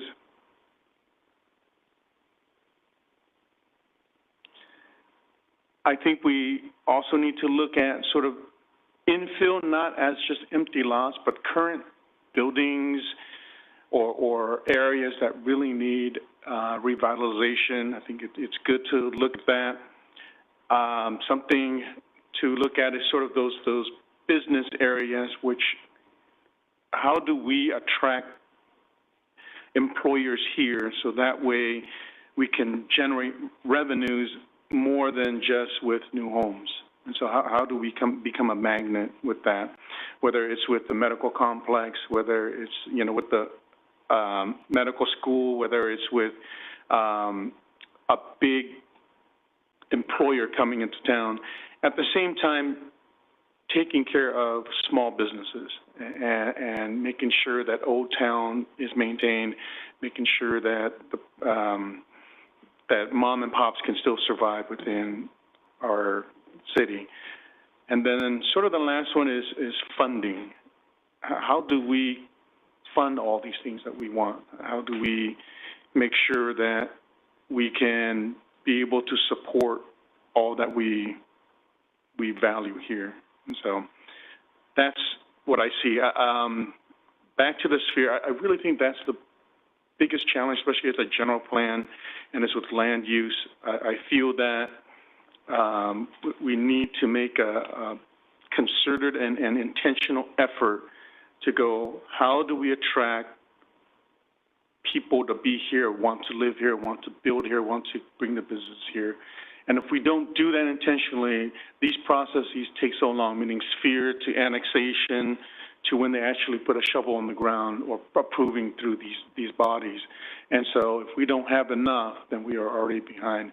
And also with planning, then we can make sure that boundary between our neighbors is solid and secure, so that way we are not enveloped and or not ready to be moving. And I think Clovis is always good at being ready instead of being behind the ball. So those are mine for the challenge.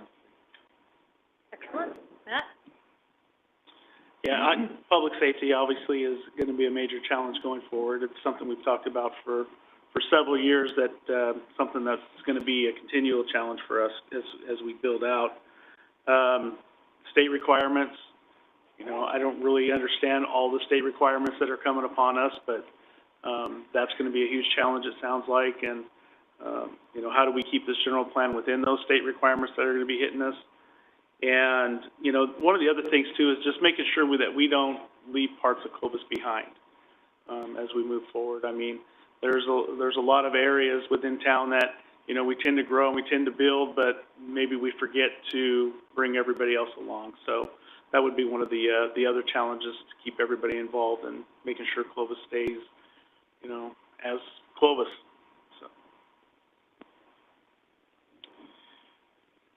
There's going to be some environmental law challenges coming at us. And one of them is that the Clean Air Act is going to be modified. And we're already in a non-compliance region. And the EPA is going to make it even more difficult for us to comply with the Clean Air Act. And eventually there's going to be some type of stick brought out. Sacramento wants us out of our cars, but the way our city, this region is laid out really makes no sense. And unfortunately, our friends in Sacramento don't care. They're just going to make laws that we're going to have to obey. And it's almost like, do we have to lie about it? Oh yes, we're not driving as much as we used to, wink, wink. Because how are we going to get there if we don't have the regional transportation for that? Kind of to Matt's point, we have older neighborhoods. My in-laws moved here in 1960. Their house is 60 years old, in a neighborhood with other 60, 65-year-old homes. And we talk about our partnership with Clovis Unified, which is great, but we forget that some of our kids go to Fresno Unified. And they're also in an area of town that is older, tends to have a little more blight than some other areas. So to Matt's point, we need to make sure that as we improve our housing north and east, that we make sure that we're doing something for the older neighborhoods too, so that, you know, I mean, we want to be able to have people, because we get beat up for not having affordable housing. Well, you don't come into a brand-new 4-bedroom house. I mean, I bought a very small house. It was 1,000 square feet. And I had to buy 3 houses to get to the house that I'm in now. We want to make sure that our older neighborhoods are safe and clean, so that a family who they're making just enough to make ends meet, and they can go, I can live in this area over here, good schools, regardless whether it's Fresno or Clovis. It's safe, it's clean. I'm going to start there, and I'm going to work my way up to the dream.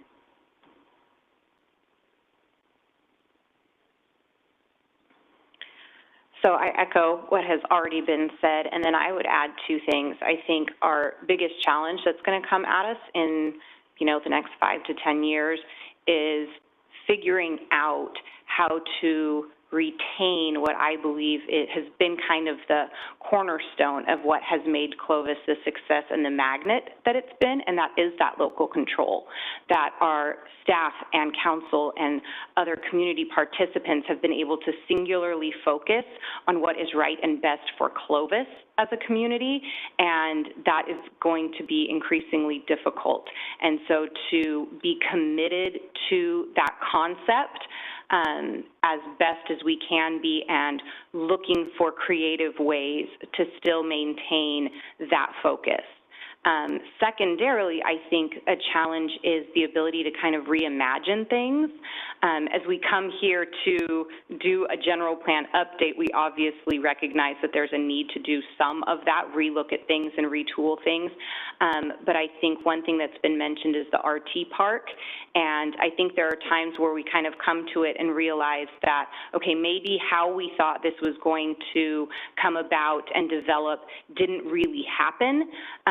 I think of different places where it's, a pizza parlor comes in and goes out a few months later, and then you see another pizza place come in, and you're like, okay, we'll see if they can make, and it's just kind of like a revolving door of pizza places, and finally you're like, maybe we should try something else here.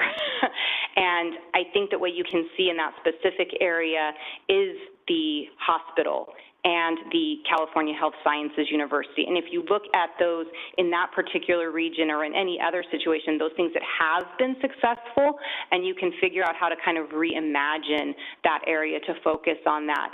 Commissioner Hinkle pointed out the gem that we have in that. And so just having that flexibility to recognize the success in the areas that we have and build on that, even if it requires a little bit of shift of mentality.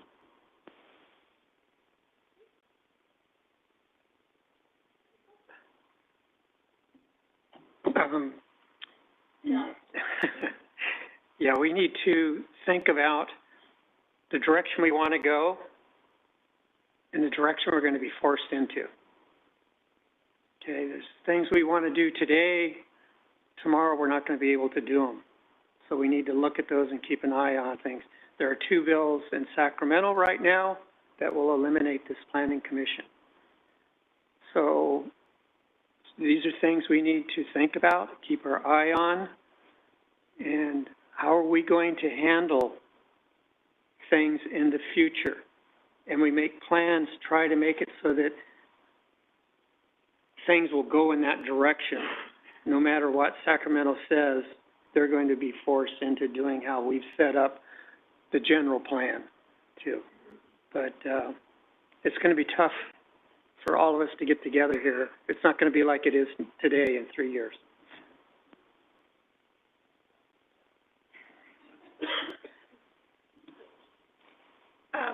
Echoing on what everyone else said, I think some of the biggest ones is looking at, we do a lot of sphere of influence changes and how that affects not only the city of Clovis, but those, like we heard earlier, the neighbors that are then impacted by that. And I think we probably need to look at doing that a little bit better, it sounds.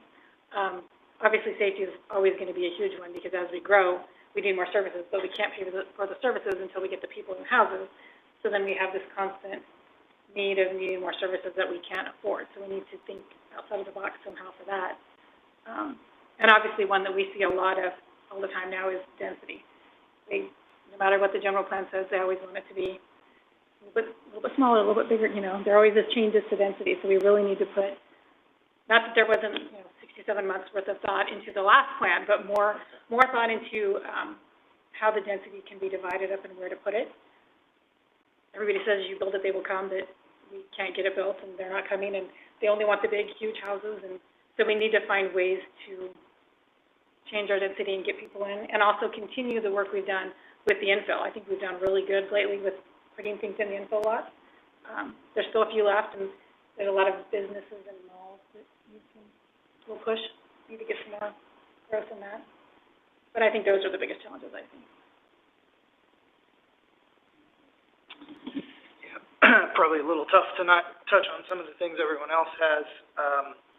One of the things I sit here and think about, there's probably a couple of camps in the city. Some folks thinking, the general plan is set it, never change it. We get a lot of things coming in front of the commission to do general plan amendments and changes.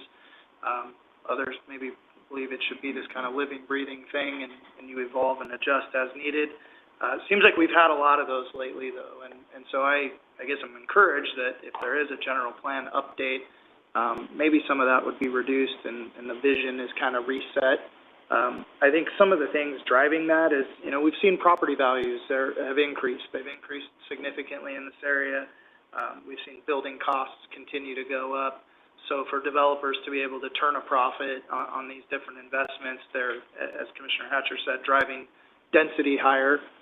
And that's coupled with Sacramento, who also sees affordable housing as high-density housing, which is not always the case. But so I think while we know we need a diverse mix of housing, we have, I think, again, back to the camps aspect, folks who still want to see Clovis be open space and still be able to maintain that small town feel, see the orange groves that are out there and different, elements of the land. And it's tough for us because, as a landowner, you don't want to be told, well, you got to have orange trees forever and you can never develop. That's unfortunate to those folks as well. But I think we really need to look at ways to create, conservation space or open space.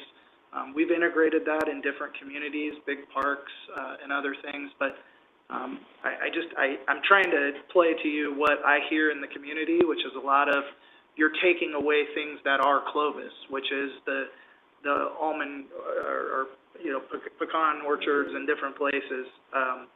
And that's always going to be controversial, but I think we need to protect that, or there's never going to be anything, and it will be reliant on all of us to have memories of what once was. So that, I know that's in tension with a lot of different things that we wrestle with, but I'd like to see that encapsulated in some way. I touched on, business. I think we need to continue to draw business and industry to Clovis. The RT park, I like the comment. We get smarter as we go. So sometimes things don't always work like we expected. We've got to make those adjustments. I don't have all the answers, but I think, we need to be open to, maybe what the plan was isn't the best plan going forward based on changes in the environment. And then I guess I'd just, one more plug for, safety and services, right? We have to have the funding to support our growth. If our community can't maintain what I think our residents value the most, that's a major detractor. So we've got to figure out how to expand while keeping services and safety at the forefront.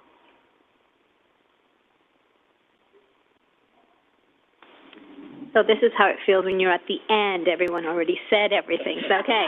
So I had the pleasure of doing it the opposite way. So I think something that I didn't really quite hear anyone touch on was community integration. Vaughn actually mentioned that we have multicultural communities here, and that's amazing. one of the things that I would like to see haven't really seen in our building out is something that includes multi-generational, meaning we have a community where you can have someone, it's not just single-family homes, and all of a sudden it sprouts out to single-family homes, or we drop in an apartment complex, or which we segregate from everyone because nobody wants an apartment building in their area. I'd like to see something where multi-generational people, a community can come together and a single person can buy a home, doesn't need a 3 or 4 bedroom, but needs maybe a 1 bedroom or 2 bedroom, can buy in the same place that a family of 6 can buy, or somebody who is retired and decided they're going to downsize, but they don't want to give up and go away and be in a place where everyone else is. You know, they want to be part of a community where you can see the children, you can see the older generation, or you can everyone integrated in one place. I haven't seen that type of build out anywhere in our city.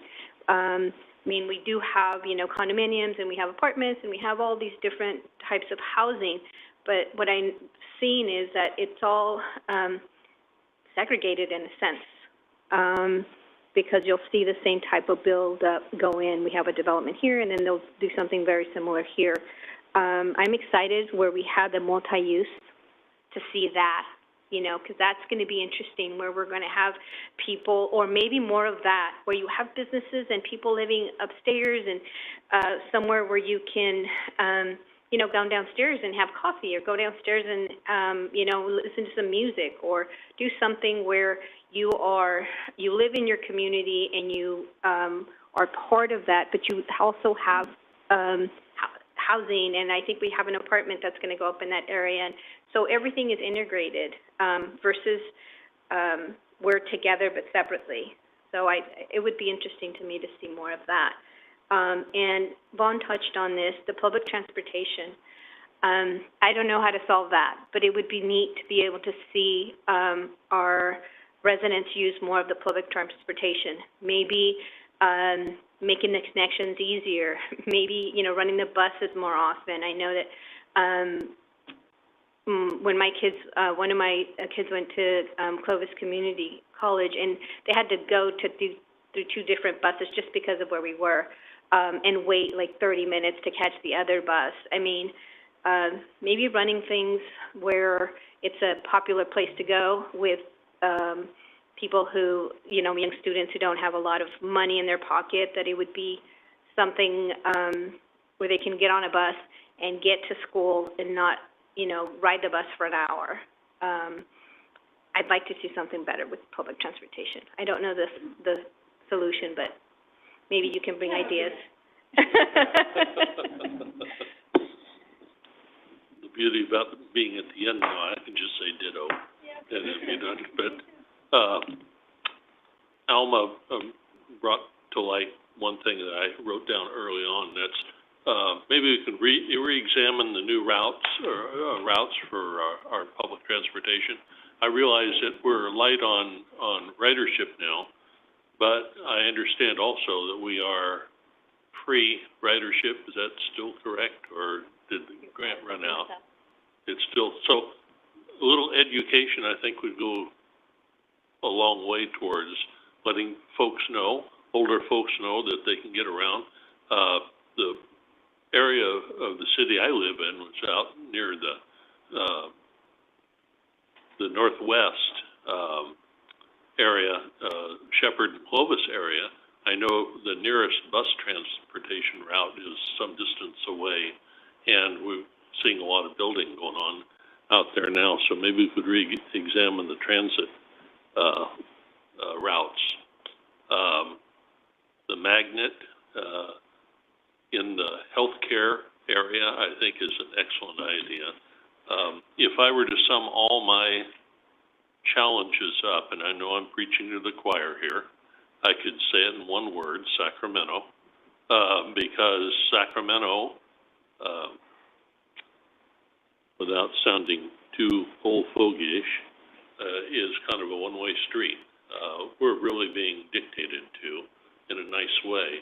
What I'd like to see as a challenge is more education of our constituency to let them know what's going on. We sit in monthly meetings and make decisions that upsets our audience, and the audience doesn't know that it's already law. It's already been passed in an innocuous way, and it's law now, so we don't have much say.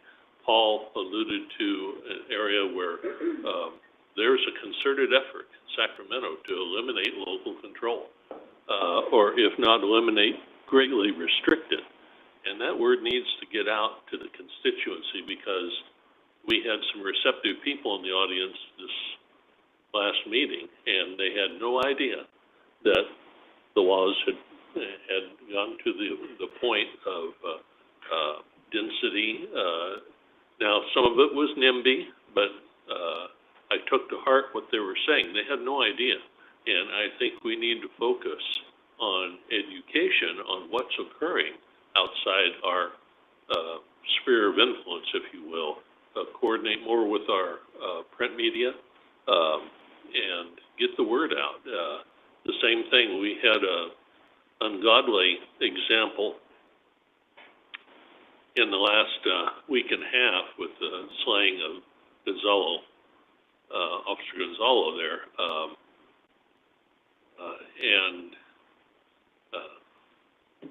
Without sounding political, God bless Lisa Smithcamp for laying it out. I mean, she laid out exactly what the situation was in Sacramento that allowed that man to serve, less than a year on his 6-year sentence. And she went into the details. So we need to get that education out to this is what's happening in our community. Okay, thanks. Yes, ditto. Maybe the few other notes that I wrote down. I guess my question is, I don't know what is required to be a great city at 250,000 people, but that's what we need to think about. I think what made us great to 125 is awesome. I think it's different that will make us great at 250. And I'm not advocating for 250, but if the past is prologue, whatever that saying is. I think it's a kind of relooking at the skill sets of all of us, and I mean of all the infrastructure, the planning, the documents, all of it. It's going to be a different place. My other comment is I think I agree with everything on all neighborhoods,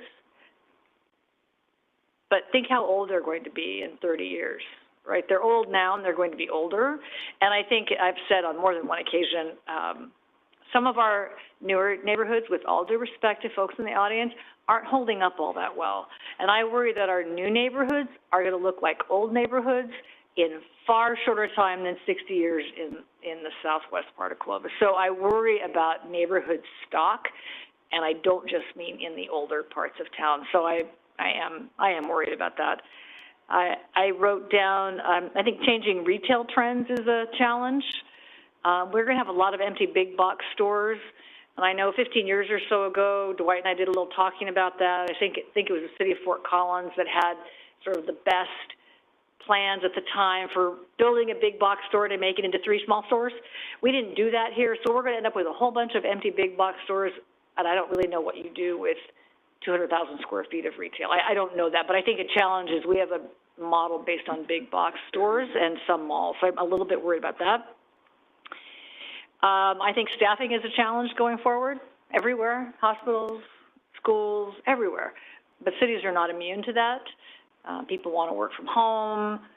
They don't want to work at all. They want to work 3 days a week. We're not immune to that, and I think that's a challenge.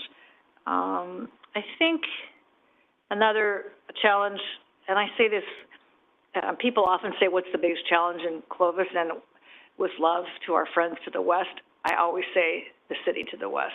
We are not the regional leader, even though we are, but the region is not defined by us. And we suffer a little bit in the regional definition of the challenges that the city of Fresno has. And, with homeless and shootings and violence and all of that. And they're working really hard, but we don't have a regional mentality here. everybody's kind of in it for themselves, and this region goes as we all go. So I worry about that. Measure C is a really good example. If we can't put together another regional transportation measure, we're all going to compete. It's 15 cities in a county, and that is not good for the whole. And I worry that there's not that good for the whole thinking, and I don't see it getting any better over time. And then I guess my final point is I don't think we have enough recreation assets for our kids. I think someone talked about kids playing. We don't have public tennis courts. And again, our relationship with the schools is great, and probably more of that over time. We don't have pickleball courts. When you get old, people ask you about pickleball courts, and I'm like, I don't know, we don't have any. But I mean, I do think some of those recreational assets are important. We don't have a golf course. So the full serviceness of our city, in the next 20 years might have some opportunities there, but I think that's a challenge for us right now. And my final point is we need new, innovative ways to pay for things. We cannot fee our way out of this business. We cannot. So we got to figure out something else. I don't know what the answer is, but we cannot compete on fees at some point. Some will tell us we're already there, maybe, maybe not, but I just don't think we can compete on fees and still have all the things we just said we love about Clovis. So I think no one is better to think of innovative ways to pay for local government than this group, so I think that's really our challenge. Okay, that's it for me. Anybody else? Brushing your teeth moment? Just since I started, I kind of. Oh, is that how this goes? This one's, I think you'll agree with me. Well, then you can say it. I truly believe, we touched upon it last year, just historical landmarks, historical features. You know, at first when it came up, I always thought, why, you know? But then as I thought more about it, yes, it must be. Because a building creates a link to values, you know, an era relates to a character or even something which we create, kind of like the National Mall. And so how do we do that? I mean, when I first came in here, I didn't even know what this thing was, right? And so it had to be explained to me. But if it's not out in the community, then there's so many more new people coming in. So how do we maintain the Clovis way with telling it in the community, whether it's something we preserve or something we create, so that way it's living and it's forever. So that way those who came before us, their stories are always told. And I think we need to be a city that is intentional about that, or it will all just be whatever the new groups want, and that's what it is. And I think in talking and in knowing me being here only 20-something years, Clovis is too rich in its people to just say, well, we'll see what the new generation wants. So something along that line. And then one thing to add about the staff is if we can create strong values and a strong document, we can get staff to be on board and to own it. I think we've always been blessed with having staff who own the things that come before us. So they speak on it with passion, they speak on it with integrity, they speak on it with creativity, and it makes our job easier. Instead of just going, whatever you guys want, and we're not, you know, we're not that smart. And so it makes it for not so good of planning. So how do we get staff that own it, from the guy who drives the garbage truck to go, you know, this is my garbage truck, this is my route, and those are the kids that I make happy every single day, to the person who's going to build the next greatest thing here in Clovis or planet. So how do we maintain that? I think that's right. That transmission of our culture from generation to generation applies to our staff, as well as our community. I think it's super important. Yeah. Okay. Good. Everybody, any brush your teeth moments? Everybody good? Moving on.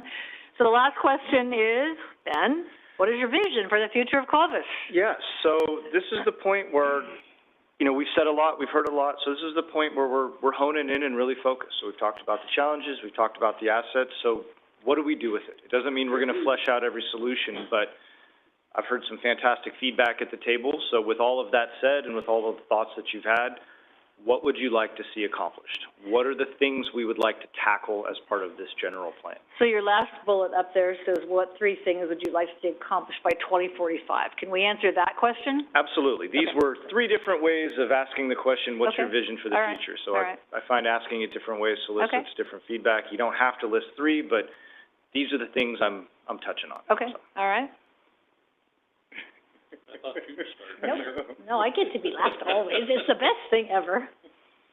I'm really good at pointing out negatives, hard point out the vision where we're gonna be in 10 or 15 years, or where we want to be in 10 or 15 years, because we won't know what our makeup is. But what I would like to see is a continuation of what our concepts are now for community. I would resist to my last fiber that if we were to decide to go to electing our council people by district, because I believe that's the step towards tribalism that many of our cities, including the one west of us, have fallen into. Instead of looking at the bigger picture, they've broken down into tribalism and what can I get for my area. My vision there is hope we don't get to that point. Value all elements of our community. Try to express that much better than I could in a vision. Paul brought very good things about our aging element, of which I hope to be one day, but not just yet, not quite.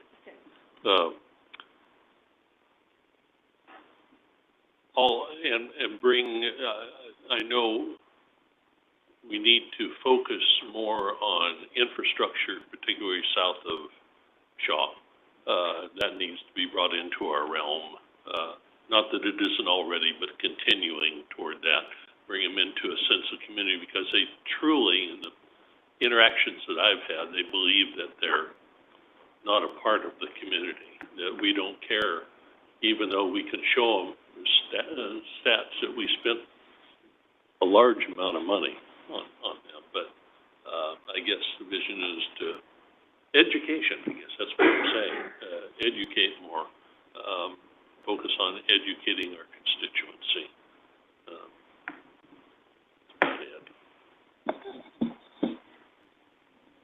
As I sat here and listened to everyone speak, I then asked if, whatever made us wonderful in the with 125, I want to keep that, for 225. And honestly, it's been the governing body that has sat here in this dais all these years that has maintained that level of excellence, the love for the city, the love for its community, and ensuring that every decision that is made exudes that. And I think that the city staff, because you're all bought in, right? You're all bought into that. City staff buys into it as well. And I think it's been this amazing leadership that has brought Clovis to where it's at now. So maintaining that unity in our governing body with, although everyone comes from different backgrounds and different perspectives, you have one purpose, which is to continue to grow this city in a way that it benefits everyone who comes here and makes whoever doesn't live here envious, or at least that's what I always tell everyone else, And so I would like to not see our hometown feel change, regardless of how big we get, so that it's still a small community within a large city, that we're able to maintain that you still know your neighbors and speak to them, not just drive into your garage and never, speak to anyone. So I'd like to see that not happen. Definitely need to protect at all costs our downtown. That should always be our jewel. It doesn't mean it can't change, right? It doesn't mean that we can't bring different businesses. Doesn't mean it has to be antiques forever, because, whatever we bring in there, but always something that speaks to our way of life, to family, to community, to culture integration, just all those things, definitely protect that at all costs, so that when I'm really, really old, it's still, I can still say, that's my favorite part of the city. I would like to not see our level of service, our safety and our level of services not diminish as we grow. I would like to have that maintained, because it's a critical piece if our safety and our services start to diminish, then everything else starts to unravel. And so we always, I mean, I have such great respect for our police and our fire and all our services that we have here because they really make our city what it is. It's them who hold us together. Our governing body makes the decisions, but they really implement them, right, and hold it together for us. So I think those are the two critical things that I would like to see somehow, what I would envision the future of our city, that we would still retain those items. Yeah, I would start out with, you know, we don't always want to rest on our laurels, but I think this city, the folks that are here now and the folks that have been here before us, have done a remarkable job of building what we know and love. And certainly as we get to the opportunity to put our chop on it, we want to create that for future generations here. So I would echo what I just heard, that, you know, we need to continue to do the things that we're doing well, and maybe we're really just tweaking the edges, so to speak, here. But I think all of that's the result of, you know, thoughtful, careful, deliberate planning and execution, right? Planning is one part of it, but we got to execute well also. And I think we're doing that. I think there's opportunity to continue doing that, and that needs to be baked in.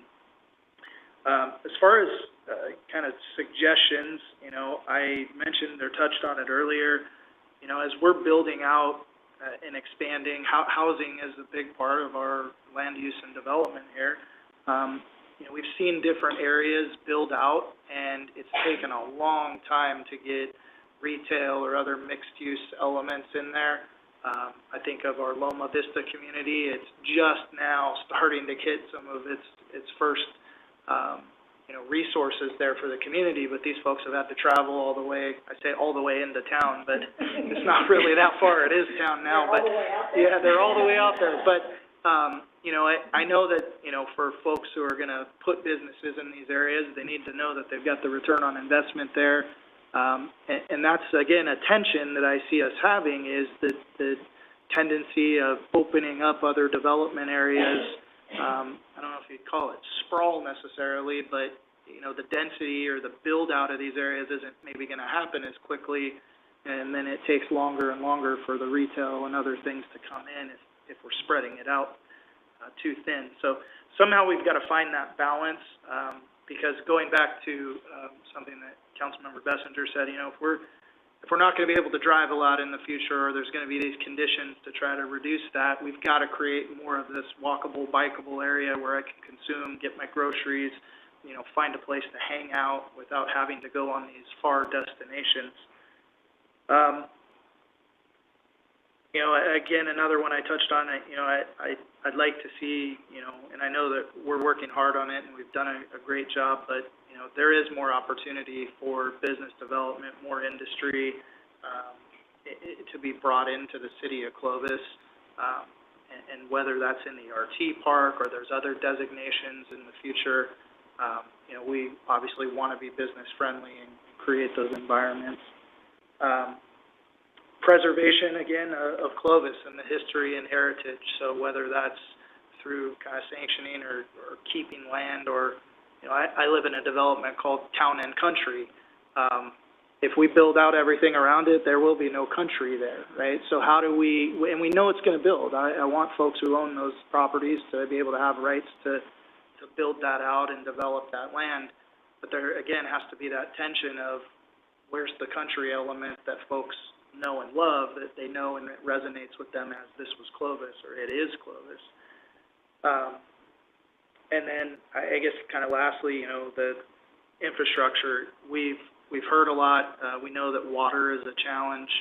I think the city of Clovis has done a great job with water and how we manage that. We've heard that a lot. But we have to continue to make sure that persists into the future as we grow. And that goes along with other infrastructure, right? Roads, keeping congestion down, ensuring that we can travel to and from without lengthy delays. And then lastly, just, again, maintaining our safety and our services that we all know and love.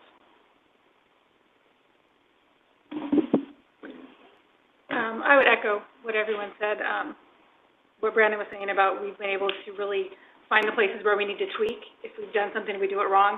I think we also need to start maybe focusing more on, rather than some places where we need to tweak, where we need to absolutely pivot and say, okay, that did not work. We need to stop doing that because that sucks, that people don't like it.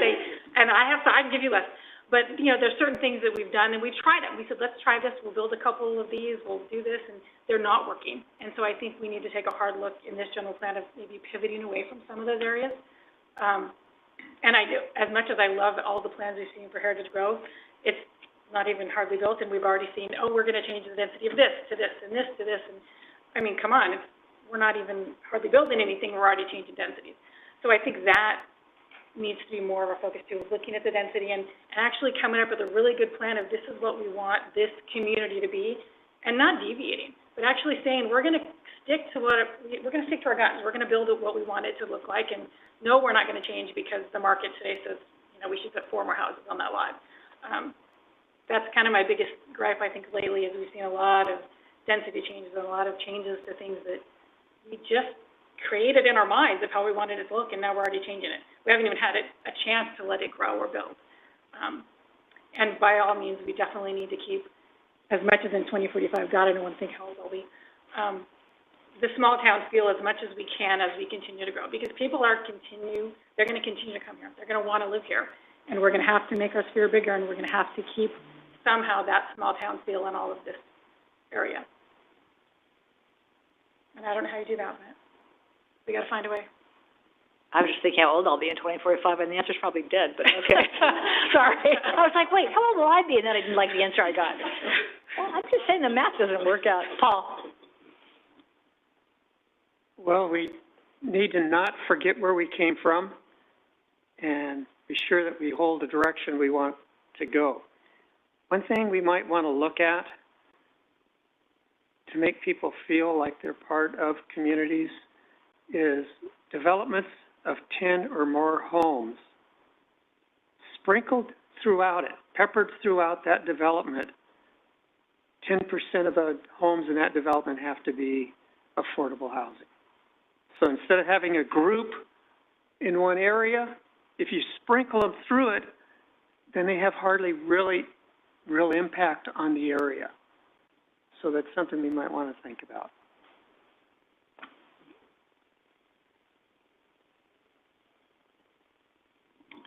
Okay, so I focus on the part where it says, what would you like to see accomplished?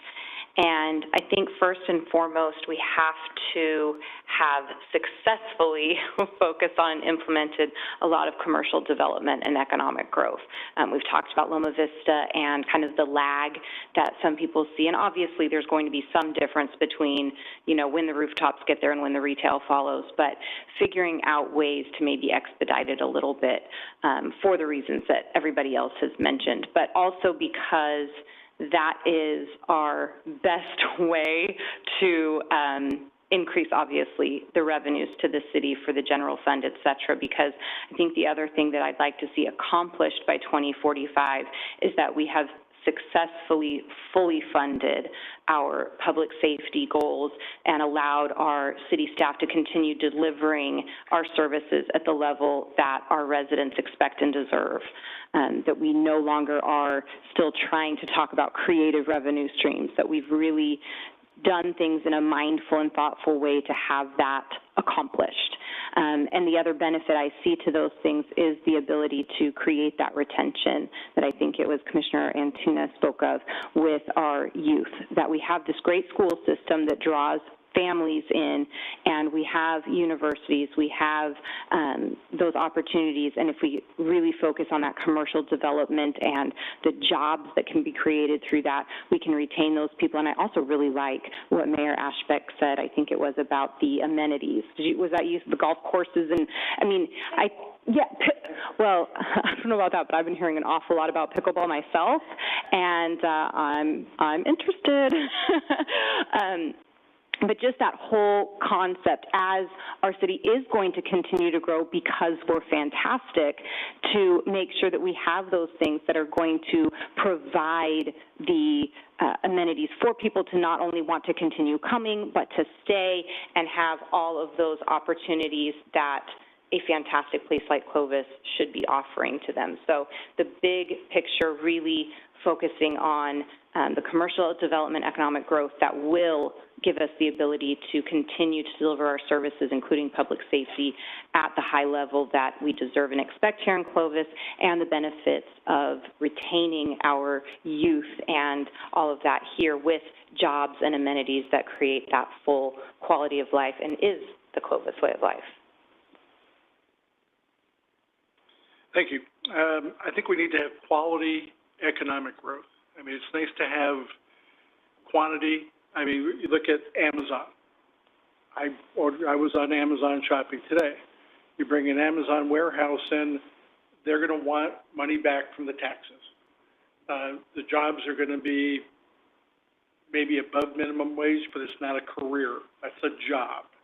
If we can bring in quality economic growth, things we're going to be great at. When people say, Clovis is great at being a medical destination. Clovis is great at light industrial for medical or for whatever is going to be in 2045. I think we also need to have a variety of housing choices for different lifestyles, different densities, different economics.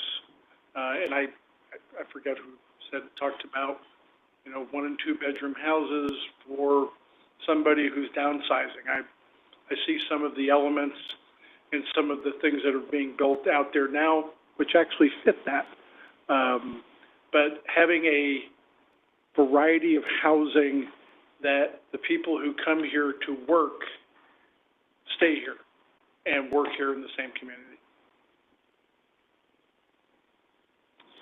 Along the same lines with the funding sources, I would like to see us come up with some sort of a creative, looking at different options that may be out there. What do other cities do to generate funds? I mean, we've talked a lot about retail and things like that in the past, and those are all great ideas. Those are all things we need to keep building on, but what else may be out there? Nobody likes taxes, right? Nobody wants to be taxed on anything, but what else can we look at that maybe brings in a different type of resource for us long-term for funding sources? So, we always talk about public safety. Everybody in this room wants public safety, but the reality is we don't have enough money currently to fund our public safety where it needs to be. So we have to start looking for creative ways, whatever those may be. I want us to be a community that still takes care of the little things. I think that's a big deal. We have to have those funding resources and stuff available to do that. But, we all talk about the broken window theories and different things, but if we become a community that no longer takes care of the little things, then we will have major problems down the road. When we go from 125 to 250, that will be a significant issue. Technology, making sure that we as a city are keeping up with the technology trends and, planning ahead to build out for that. As our development community grows, is there technology that needs to be built into those communities, for 15, 20, 30 years down the road, whatever that may be, because it changes all the time. And then the last thing I wrote down was, for us as a community to continue with the succession planning for the city so that the next city manager is ready, the next planning director is ready, the next police chief is ready, and that we build that in. I mean, we've done a really good job of doing that, and I think that is very crucial to Clovis' success, is because they know the history of Clovis. They've been part of of what we've done in the past, and having that succession plan moving forward, I think, is going to be a big deal as well. And I agree with all that's been said. In my take on the maintaining is, I would like build out of Heritage Grove, Vista Ranch, Strike Creek, Home Place, and Shepherd North. I want all that built out by then.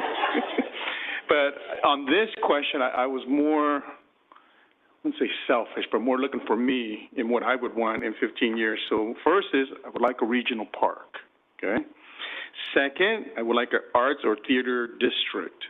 and I'm thinking about where I'd be and then what I would like to use. And the last one is to have the one senior retirement community that people can, so that we can just still stay here with our kids. And let's plan that and build one out here where people choose to retire here. So those are my three. I'm just gonna move in with you because you have 5 kids. They'll be gone. You won't even notice. It'll be great. It'll be great. Yes to everything. I wrote down by 2045, I want to see the medical neighborhood finished. And I remember this conversation, you'll remember it in 2013 at the hospital board meeting. The question was, give us the 10 biggest suppliers to the hospital and let's bring them to Clovis. I think that's still the question. I can't look at you, but it's conflict. I can't talk to you either. It's conflict for you. I can say it. But I think there's something about that. If we're going to wrap our arms around a medical neighborhood and diversify the RT park and all that, I think the magic is probably in the intersection of that over time. I want to see history everywhere. I want people to be able to tell the Clovis story. I don't care if you moved here yesterday, 5 years ago, or 65 years ago. I want you to be able to tell the Clovis story and know why it matters. I think that's super important. I want to see a connected community so I can walk from where I live in the southeast to Harlan Ranch if I want to. Right? I can't do it. I mean, I could, but it'd be a little tricky right now. So I want to have a connected community that way, that I don't have to get in my car to drive to a trail. So I think that would be, I'd like to see that.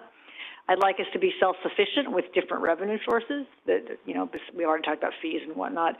And I guess the thing I wrote down is I want Clovis to be a city where the answer to your question is always yes. Can we do that here? Yeah, we can. We can do it this way. We can't maybe do it that way, but we can do it this way. I want the answer always to be yes in Clovis.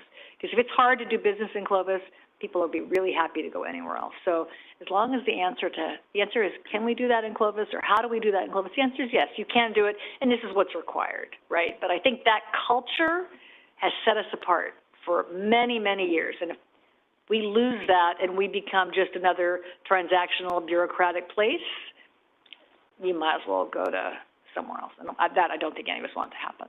So that's what I would add in the end. Okay, anything else? Last brush your teeth comment? Ron, nobody? Okay, Ben, you got the last slide that says over the next few months, you'll do something. You'll do all the things we just said. I will. You're going to do all these things on this last side. We will bring it all to fruition. That was fantastic feedback, and that's exactly the type of information and feedback I was hoping to get this evening, so thank you very much. So, Madam Mayor, before you open it up for any additional public comment, my final slide for this evening is just the process moving forward. So over the next couple of months, we'll be synthesizing all of what we've heard from the various discussions, this being one of several. So we'll provide a summary, kind of the Reader's Digest version of kind of the major issues and themes that we heard. We'll have appendices with much more, I'm on page 9 going on 10 of my notes just from this evening. We have a lot of feedback from stakeholders, staff, so we'll provide kind of the raw details in an appendix if you want to read all the comments, and then we'll have kind of the Cliff Notes highlight version of that, the summary of the legal requirements, analysis of your current plan's effectiveness at meeting what you've laid out as those goals, and then what we're envisioning is kind of a matrix table of strategies with some pros and cons. And we'll talk with staff. We may even try and kind of spitball rough numbers of what the consulting world might charge. So if we say things like, hey, detailed infrastructure analyses on land use alternatives might be in the range from A to B, thousands of dollars. These are complete guesses, but it'll start to let you sort of understand the order of magnitude of various choices that you might make in terms of how you scope out the effort that goes into your general plan. So my hope is that what we bring back to you will be a very useful tool, so after some initial discussion, you'll then be in a position to go work collaboratively with staff and say, all right, here's where we want to set our budget, here's what we want to focus on, these are the things that are important, go find us proposals and bids that are going to accomplish these things.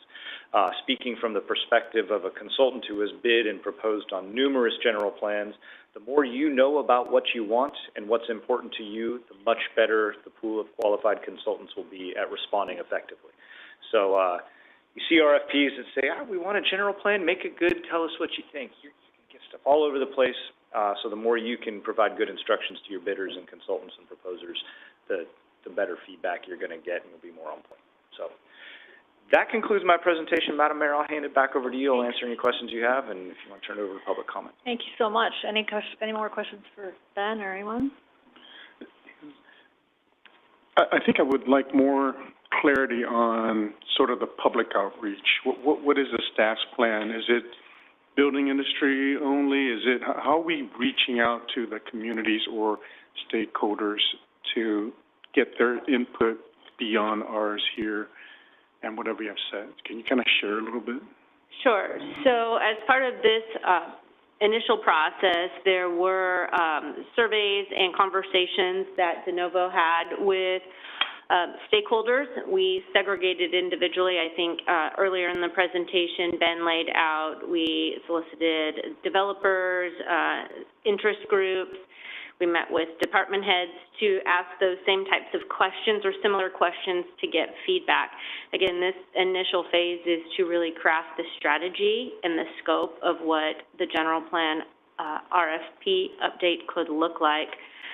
We touched briefly on the type of GPAC or community groups that would come together when we start to actually do the general plan update, and we'll be soliciting the feedback from council and the planning commission when we do come back on the type of strategy based on what we've heard here tonight.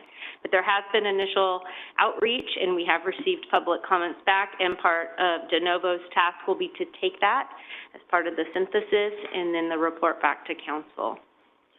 Will you actually be holding public, for example, like the bridge you went out and did one at Miss Winkles, so will we do any of that at all, where there will actually be, where the public gets to come? I mean, I know tonight could have been one, but yeah, so anything like that, or is it more directed where you're going, you know, more door-to-door knocking to the people, interested stakeholders?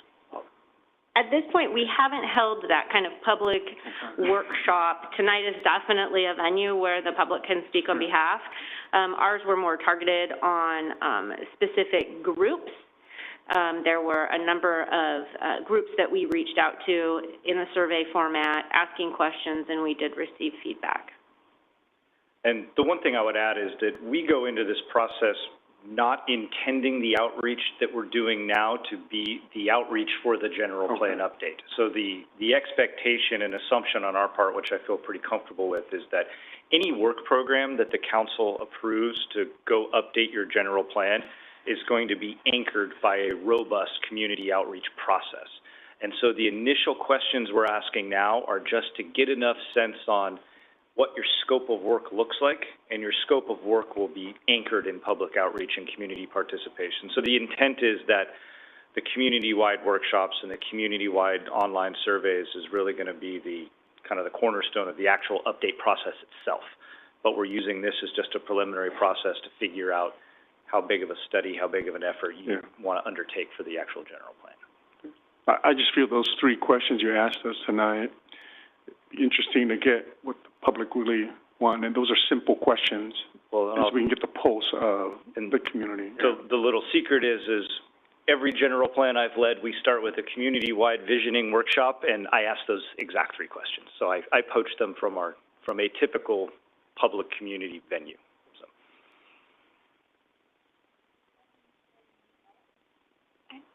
One thing, if that's okay. And this is more for staff. Yes, I had various conversations today just to kind of poll to see if people even knew this meeting was happening, from different demographics, just intentionally, like different ages. And except for one person, no one really knew this was taking place. And they get sick of me saying how important it is to be involved. But so I didn't really go down that road, but I just was letting them know it was important. So I guess, and I did see it posted on what's the City of Clovis website, where we kind of announced what was happening, just like the bridge. And I guess I would challenge the city to find a way, a mechanism to get the word out to the community, because there are a ton of people that probably have the most amazing ideas that could solve some of our issues, but they just don't know that it's happening. And we all have really busy lives, and it's tough, you know, if you don't want to maybe be as involved. But maybe if we, if they have some kind of stake in the game, you know, if depends how it's presented, where, I mean, they are told, hey, you know, you have an opportunity to come and make a difference in, you know, effectuate something maybe that you personally, as Long was saying, I personally want to have a senior community, me too. We can be neighbors, because that'll be something that services me in the future. To invite the community in and invite them to be part of this process so that we actually get, different feedback. I don't know what the answer is. I have seen posts, I'll look at different social media things that the city posts, and I do see that, but I'm just wondering, I don't know how to make it so that people know that this is happening, it's really important, and come on out and give us, we want to hear from you. I always get excited when we have a few people out in the audience for Planning Commission, because it's really, make sure to say, hey, thanks for coming out. This is amazing that you guys came and took time out of your day. But to let them know that we're here, we want to hear from them, we want to hear their feedback, and their opinion is very important. That's what's going to be the future. Note to self, more public outreach. I know that's what you wrote down. I got an asterisk next to it. Put another one. All right, so let us open the public comments. And invite anyone who'd like to comment on anything you heard, anything about the process. We took it away just for you, so you couldn't turn it on. On. Cool. I know. I've never been here before. My name is Jeffrey Harris. I work for Wilson Homes, address 7550 North Palm in Fresno.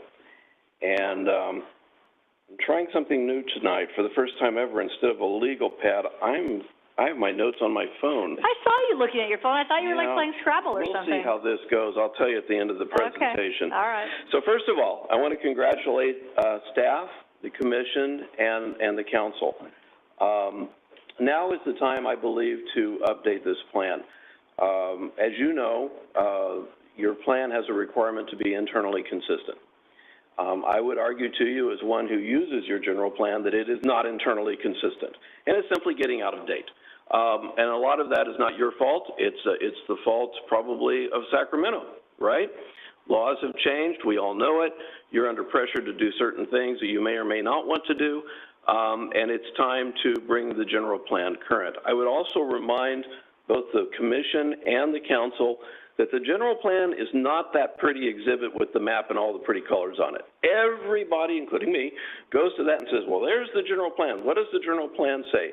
I used to have this argument with Councilmember Whalen all the time, because he'd say, you're not doing what's on the map. The map is merely an exhibit. What matters are the words that's in that plan, and it's boring, and it's difficult to work through a document this thick and look at the words, but the words are absolutely critical, because it is the words where you're putting down in words exactly what it is that you plan to do. And we in the development community will then take that very seriously, and we will try to implement that into our plans. And then we will come back and remind you as we're bringing projects forward, you said in general plan policy X that you wanted to do this. Well, council and commission, here's our vision to do X. But it's very, very important that that policy be internally consistent. You're in the process, or starting the process of updating your general plan. And it will be critical, because that will be your first step, where you do incorporate many of the changes that have recently occurred in state law. And then to follow it with a general plan update, as you are doing, is the right thing to do, and I really congratulate you. Good for you. Most councils really try to stay away from updating general plans. It's a long, laborious task. You know what you're getting into, but it's the right thing to do. And I will tell you also that your previous city leaders have really done great things in Clovis. They are the shoulders that this council and this commission can stand on.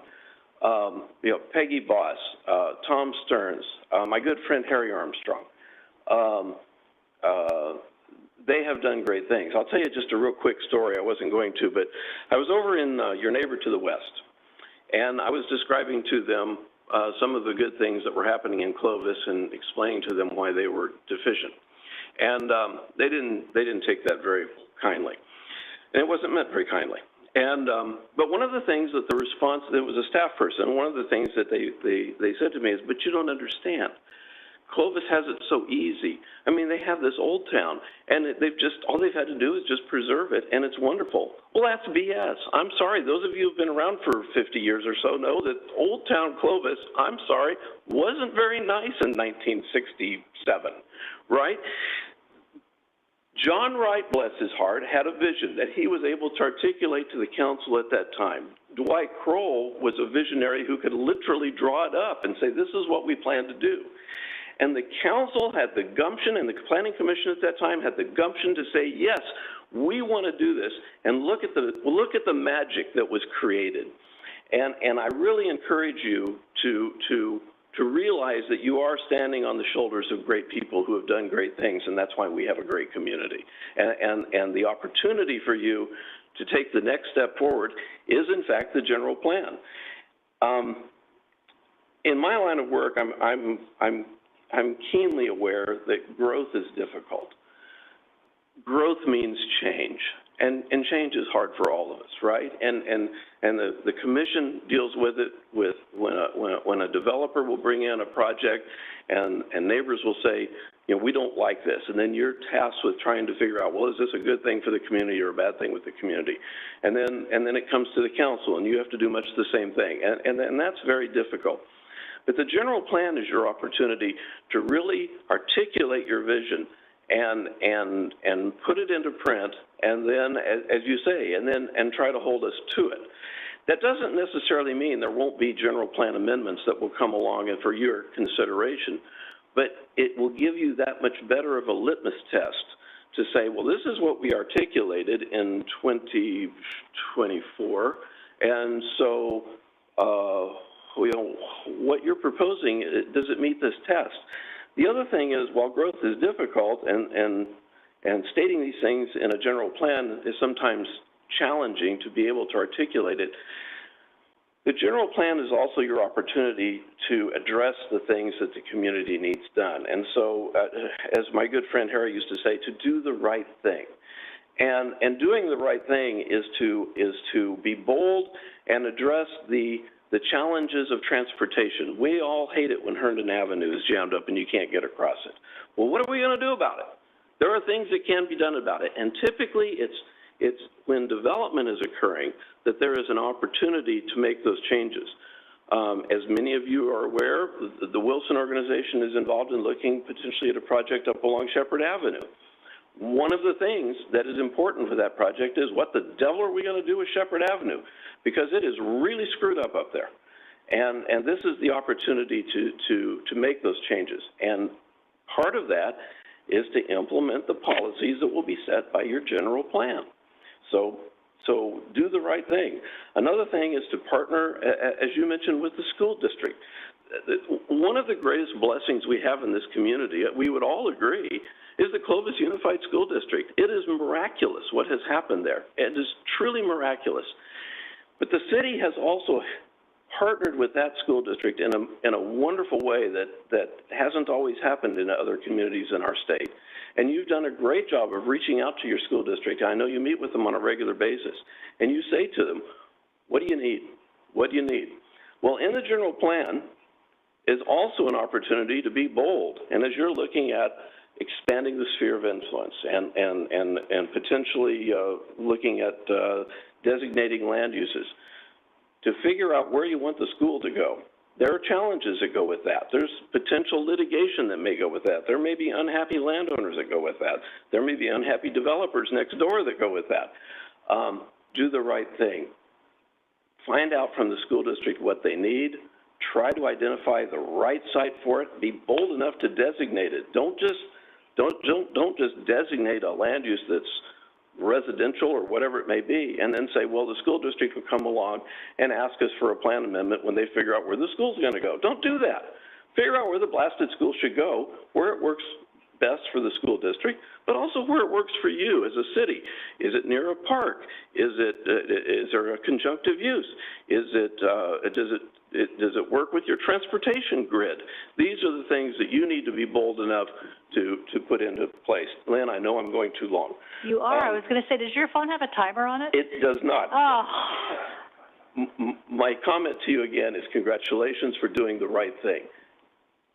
undertaking this task is the right thing to do, and now is the right time to do it. But don't take Okay, five just and a let half it take years to do it. 67 more months. I just can't take that. You know, you can get this done in a year and a half, I swear, and please do. All right, thanks, Jeff. Nice job on the technology, by the way. Good job. Anyone else wishing to comment on this hearing tonight?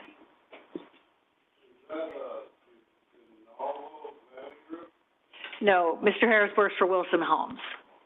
Yeah, you bet. Please, hello again. Hi.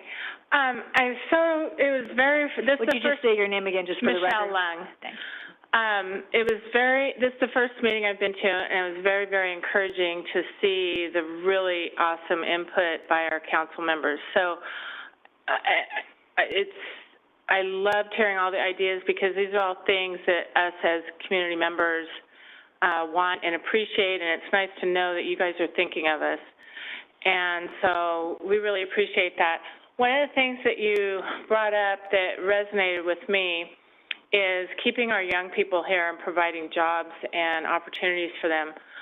I have a 19-year-old son, and then the other issue is the problems with Sacramento, that dealing with them. I have a 19-year-old son that went to Clovis Unified, had a great education at school and home. First thing he wanted to do is get the heck out of California and bail. And so he did, although now it's nice to see that he's actually communicating some of the things that he really loves about Clovis. And now, you know, he's seeing, you know, some of the things that were right under his nose that he didn't appreciate. But we need to figure out ways to keep our young people here and not have a brain drain, because we do have the best school district. Everybody comes here for Clovis schools, police, all the same things that we all love about Clovis, and we need to keep our young people here. And whatever creative ideas that we can come up with, you know, we need to do that. So thank you very much for all the input. It's nice to know. And thank you so much for wanting community input and making sure that we get that. And you brought that up a couple times, so I was very impressed that you wanted to make sure that didn't get left out, so thank you. Thanks, Michelle. Ben, maybe in your notes, we don't have anybody, you might defy what I'm just about to say, but I think that youth voice has probably not been present in some of these groups, so we probably need to have a stakeholder group of people that could live here in 2045, or, you know, what does the youth of our community want? I think that would be an interesting stakeholder group, and you might come close to that, so at least younger than me. Go with that, which is everybody. Welcome. Hi, Julie Kutka. I was going to say I was actually an intern during the general plan update, so I got the Panera lunches for everyone. For 67 months, I got the Panera lunches. Yes, exactly. So what's great, though, is that I've worked in the public sector and then the private sector, and I also live in the city of Clovis, but I'm on the other side of Peach, so while we have a Clovis address, we use my husband's Fresno address to have my daughter go to Clovis School District. So, anywho, one of the things that I was going to say is that what's great about having been on the other side is knowing, like, how much work and went into the general plan, how much work is currently going into the general plan update, and then being on the opposite side in the private sector, though, is that while some organizations might state that that they cover the entire industry, there are some builders that are not a part of some of these organizations. So if we're going to have conversations with stakeholders to make sure that you actually email the stakeholders and not just the group, email to email us out individually.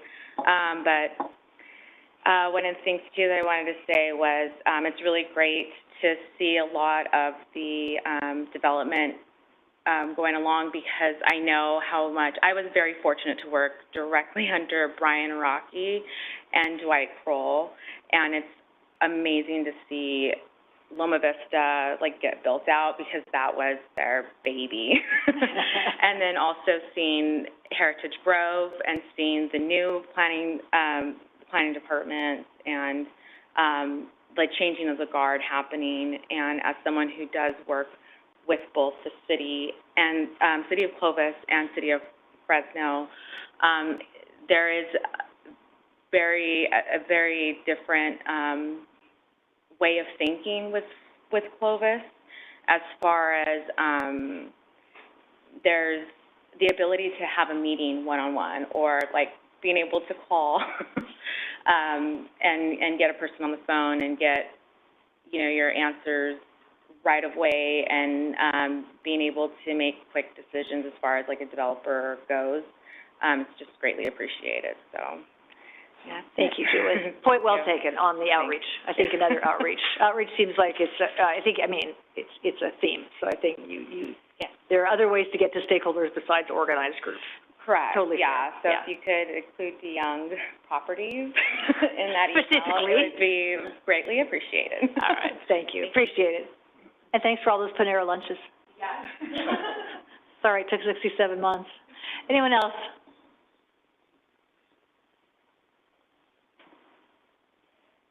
I know you're keenly aware of what time it is. Didn't you, Madam Mayor, didn't you say this is going to go till midnight? I think I said till tomorrow, but Till I was tomorrow, actually till kind of dawn. kidding. Okay. So anyway, welcome. Just briefly, Doris Assemi with Granville Homes. What a great conversation and dialogue about connectivity, mixed use, how to take advantage of Clovis's best resources, how to look into the future. Just as you're embarking upon this journey, one of the things to keep in mind, you have a great consultant, and I would task that organization, the De Novo Planning Group, on as the world shifts and changes, what should this plan look like?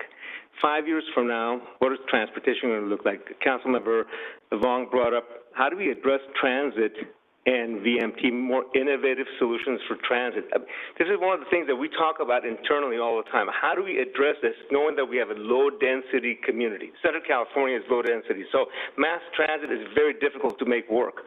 But we want to task this incredible company to come up with solutions so we can have a reliable, affordable mass transit that can help us with creativity and address some of the VMT issues we have. Plus, all the new technologies that are coming online over the next decade, whether it's autonomous cars, are we going to need parking lots in about 10 years or 15 years? I mean, I would task this company, your consultant, with what would the future look like? And what, if we don't do anything, how much congestion are we going to have? Several of you brought that up earlier. What are the solutions to address that? What technologies are coming online over the next decade or two that will actually address some of these issues? I mean, look at what the world is today versus 3 years ago with just Zoom. My VMT numbers are down substantially, just because, most of my meetings are through Zoom. It's substantially more efficient and effective. So, and as more technology comes online, what are the things that are, these guys look at every ULI conference. They probably attend and speak at most of those conferences. What do they see in the years and decades to come in housing, mixed use, live, work, transportation? Many of you talked about, we want shopping close to housing, we want walkability, we want employment centers close by. How does that work as we're embarking upon this new journey to update the general plan for the city of Clovis? Thank you. Thanks, Doris. Anyone else? Any other comments? All right, so I think with that, we will conclude this installment of public engagement in the general plan update process, and we will see something back from De Novo in March-ish? You don't have 67 months? I think March will be a little soon. That's next month. So he indicated a couple of months. So we're hoping to be back, I think, by the end of this fiscal year. So before July? I think that's a fair. Comfortably before July. Yes. I think we can split the difference between March and July. Yeah.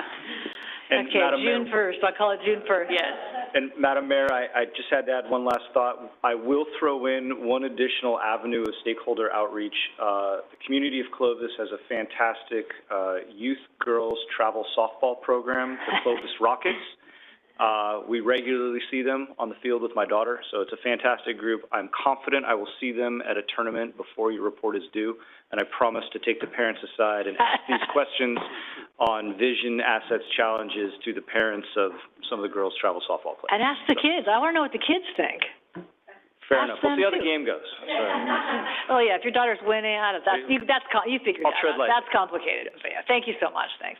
All right, everybody, thanks for your attendance tonight. It's not quite tomorrow, but we're inching ever so closely to tomorrow. So, thank you all, for being here. I would like to, adjourn this back to the meeting of the Clovis City Council, even though it still says city manager comments and council comments, if that's okay, and let you all go, unless you have some really urgent need to stay. Okay, how fast do you want to go? All right, so we're going to adjourn to the Clovis City Council meeting, departing the joint meeting with the Planning Commission. Thank you all for coming. Wonderful to see you all. We're going to take a 3-minute break.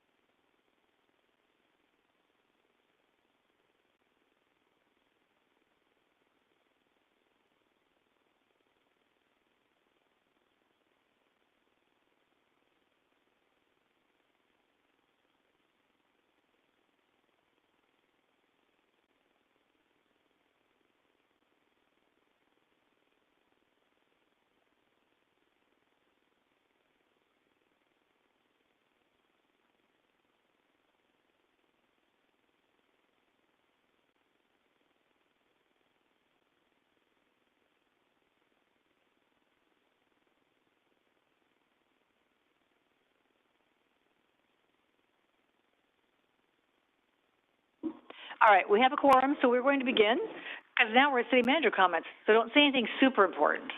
No, it won't be. Just real quickly, one of the reasons that we spent 67 months on the last general plan was because, if you recall, it was kind of towards the end of the recession, a downturn. We averaged 850 units. We were building 300 and 400 a year. We weren't generating adequate revenues for us to be able to pay for a general plan. So the general plan was pretty much a pay-as-you-go. And that's why it took the 67 months. So we started in 2009, and the reality is that we didn't approve the sewer and water master plan updates until 2017. So it's a lengthy process, and you guys just need to be aware of it. Fair enough. Well, that's right. We do have adequate funding now. So that's why... We do have what? We have adequate funding now. So we're looking at 24 to 36 months. We're really going to strive to get this done in a short period of time.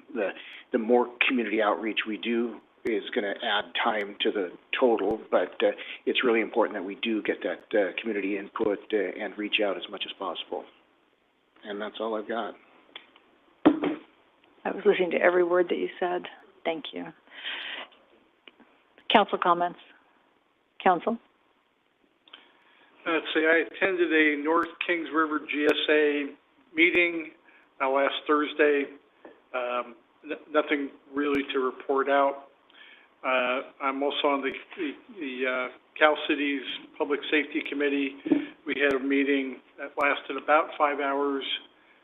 Very lengthy discussion about Prop 47 and taking it back before the voters, specifically about commercial theft being the big issue for a lot of people coming to Cal Cities.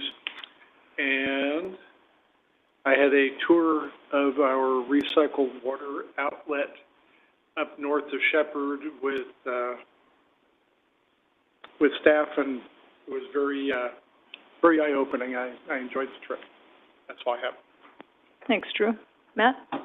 I went to the Cal Cities Mayor and City Council Academy up in Sacramento a couple of weeks ago. So that was interesting. It was good to go through it, and there were some interesting topics. A lot of people facing the same problems, housing and state requirements, and that kind of stuff was brought up at pretty much every breakfast table conversation that was being said. So, but all in all, it was good. So. Thank you for going.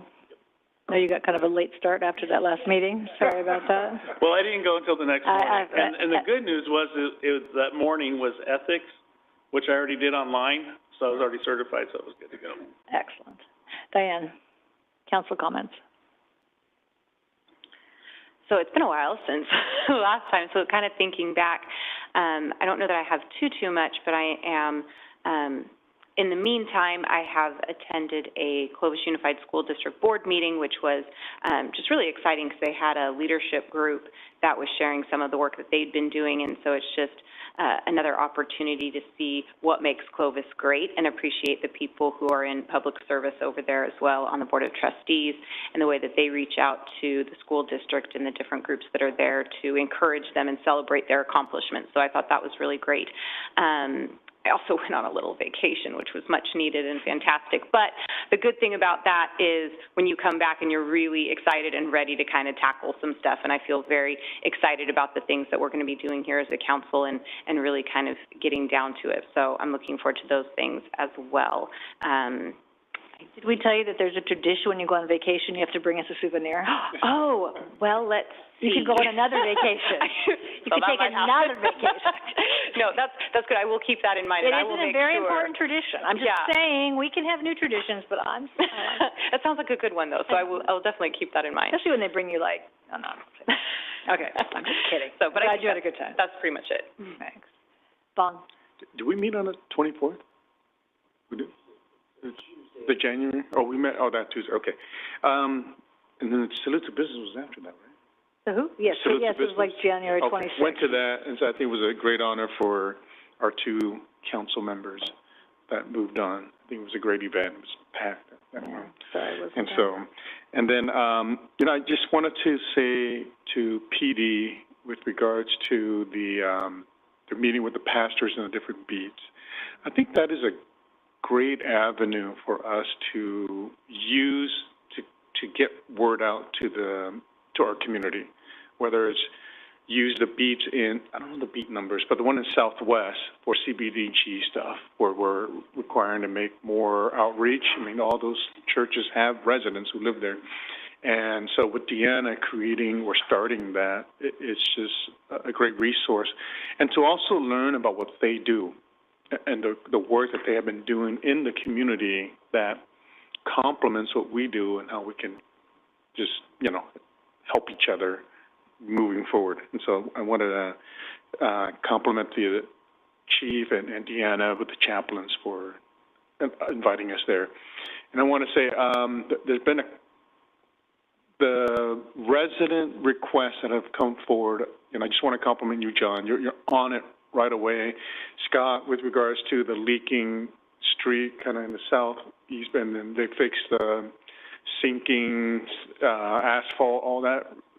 Very responsive. I know you guys are all busy, but just to be quick to respond, and when we ask you to reach out to the residents, they come back and they're just surprised that, oh yeah, director so-and-so called me, or, the city manager contacted me, and to allow us to work together in that manner. So appreciate them a lot, John. Thank you.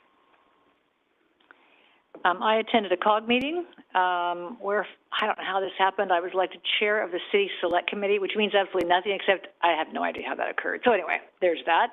I really was on Zoom and they said my name. I'm like, what? But anyway, it's simple. And the new chair of COG is Alma Beltran from Parlier.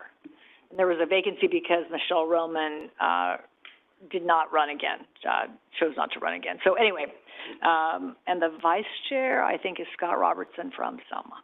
So there was that. I just want to report briefly, we can talk a bit more about it when we meet next time. Two things that I'm working with the staff on. One is the mayor's breakfast will be here like in 20 minutes. So we're talking about that, working with Chad and his team. How do we improve the food over last year? That won't be hard. So just what do we want to say? What do we want to communicate? How do we want to make it kind of elevate the event a little bit, maybe make our videos stronger and some of that. So just working on that and what the message might be. But it will be here. The date is May 18th. Okay, thanks. You say Thursday? And then the other thing that I have, those of you that have been with me a while, I've been talking about it for at least, 12 years, is I really do want to spend a little time on our vision and mission. I just think it's important. And today reminds me, it might be exactly the right mission, but I think we just need to take another look. We have a lot of good content here. So working with John and Andy and Chad and team on how to do that with both the directors and citizens. So we're working on potentially some kind of convening of, there was at one time a CEO roundtable in our community that has gone away. So how do we bring that back potentially and own it as a council so that annually maybe the council, not all of us because it would be a Brown Act violation, but two of us could meet with CEOs on a routine basis. I don't think it's a bad idea to bring back. So I think maybe something like that. And then a half-a-day retreat with our department heads to talk about that in April, on April 14th. No, I made that up. It's March 24th and April something. We'll get you the date. March 24th would be the community event with the CEO roundtable, and then the April, whatever that date is, will be with staff. It'd be like 8:30 to 11:30. It's a Friday morning. So more to come on that, but I appreciate your support. I hope that you think it's a good idea. Tell me if you don't. Let's make it a good idea. But I just think we need to spend a little time on the city and where we want to live. This reminded me why we need to do that. And I think I was talking to Renee and John, I think all the comments that Ben has collected will be really helpful because he's talked to lots of stakeholders. So I think there's something there, but if we walk out with exactly the same vision, mission, and values, good for us, but I just think we need to take a look. It's been a long time. And the reason I know it's been a long time, the last time we did it, my husband was there. He wasn't even my husband. And on the little index cards that you participate on, he wrote, "Will you marry me?" And we've married for 15 years. So I know it's been 15 years. So, just saying, it's been a long time. Yes, it's romantic, guy. So I'll send out some information tomorrow to double check dates. So we're looking at, probably, the mayor and the mayor pro tem participating in the March 24th event with the stakeholders, and then convening the entire city council with the department heads on the April, whatever that date is, and that would be a special meeting of the city council to Open to the public. Open to the public. Right now, we're looking at potentially having the March 24th at the 625, just because of availability, and then possibly having the April meeting with you guys in the EOC. It's April 14th. April 14th. Yeah. But I would love any perspective or feedback you have on a planning process or any thoughts around that.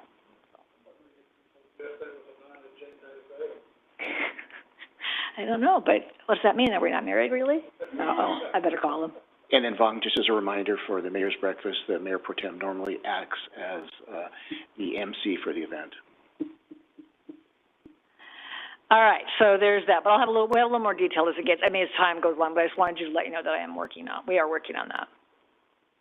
And it isn't about me, it's about, stop talking.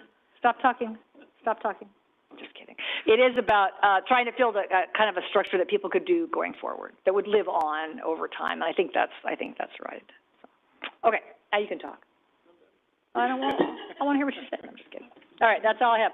So I think with that, we are going to adjourn this council meeting into closed session. And Mr. Cross, are we going to have anything to report out? We are not asking for action tonight. All right, and as printed on the agenda, this will be to discuss 3 potential cases based on claims received for the Sunnyside Avenue water main break and property flooding incident on January 3rd, 2022. All right, all. Thank you so much for being here. Appreciate it. Good job, Renee.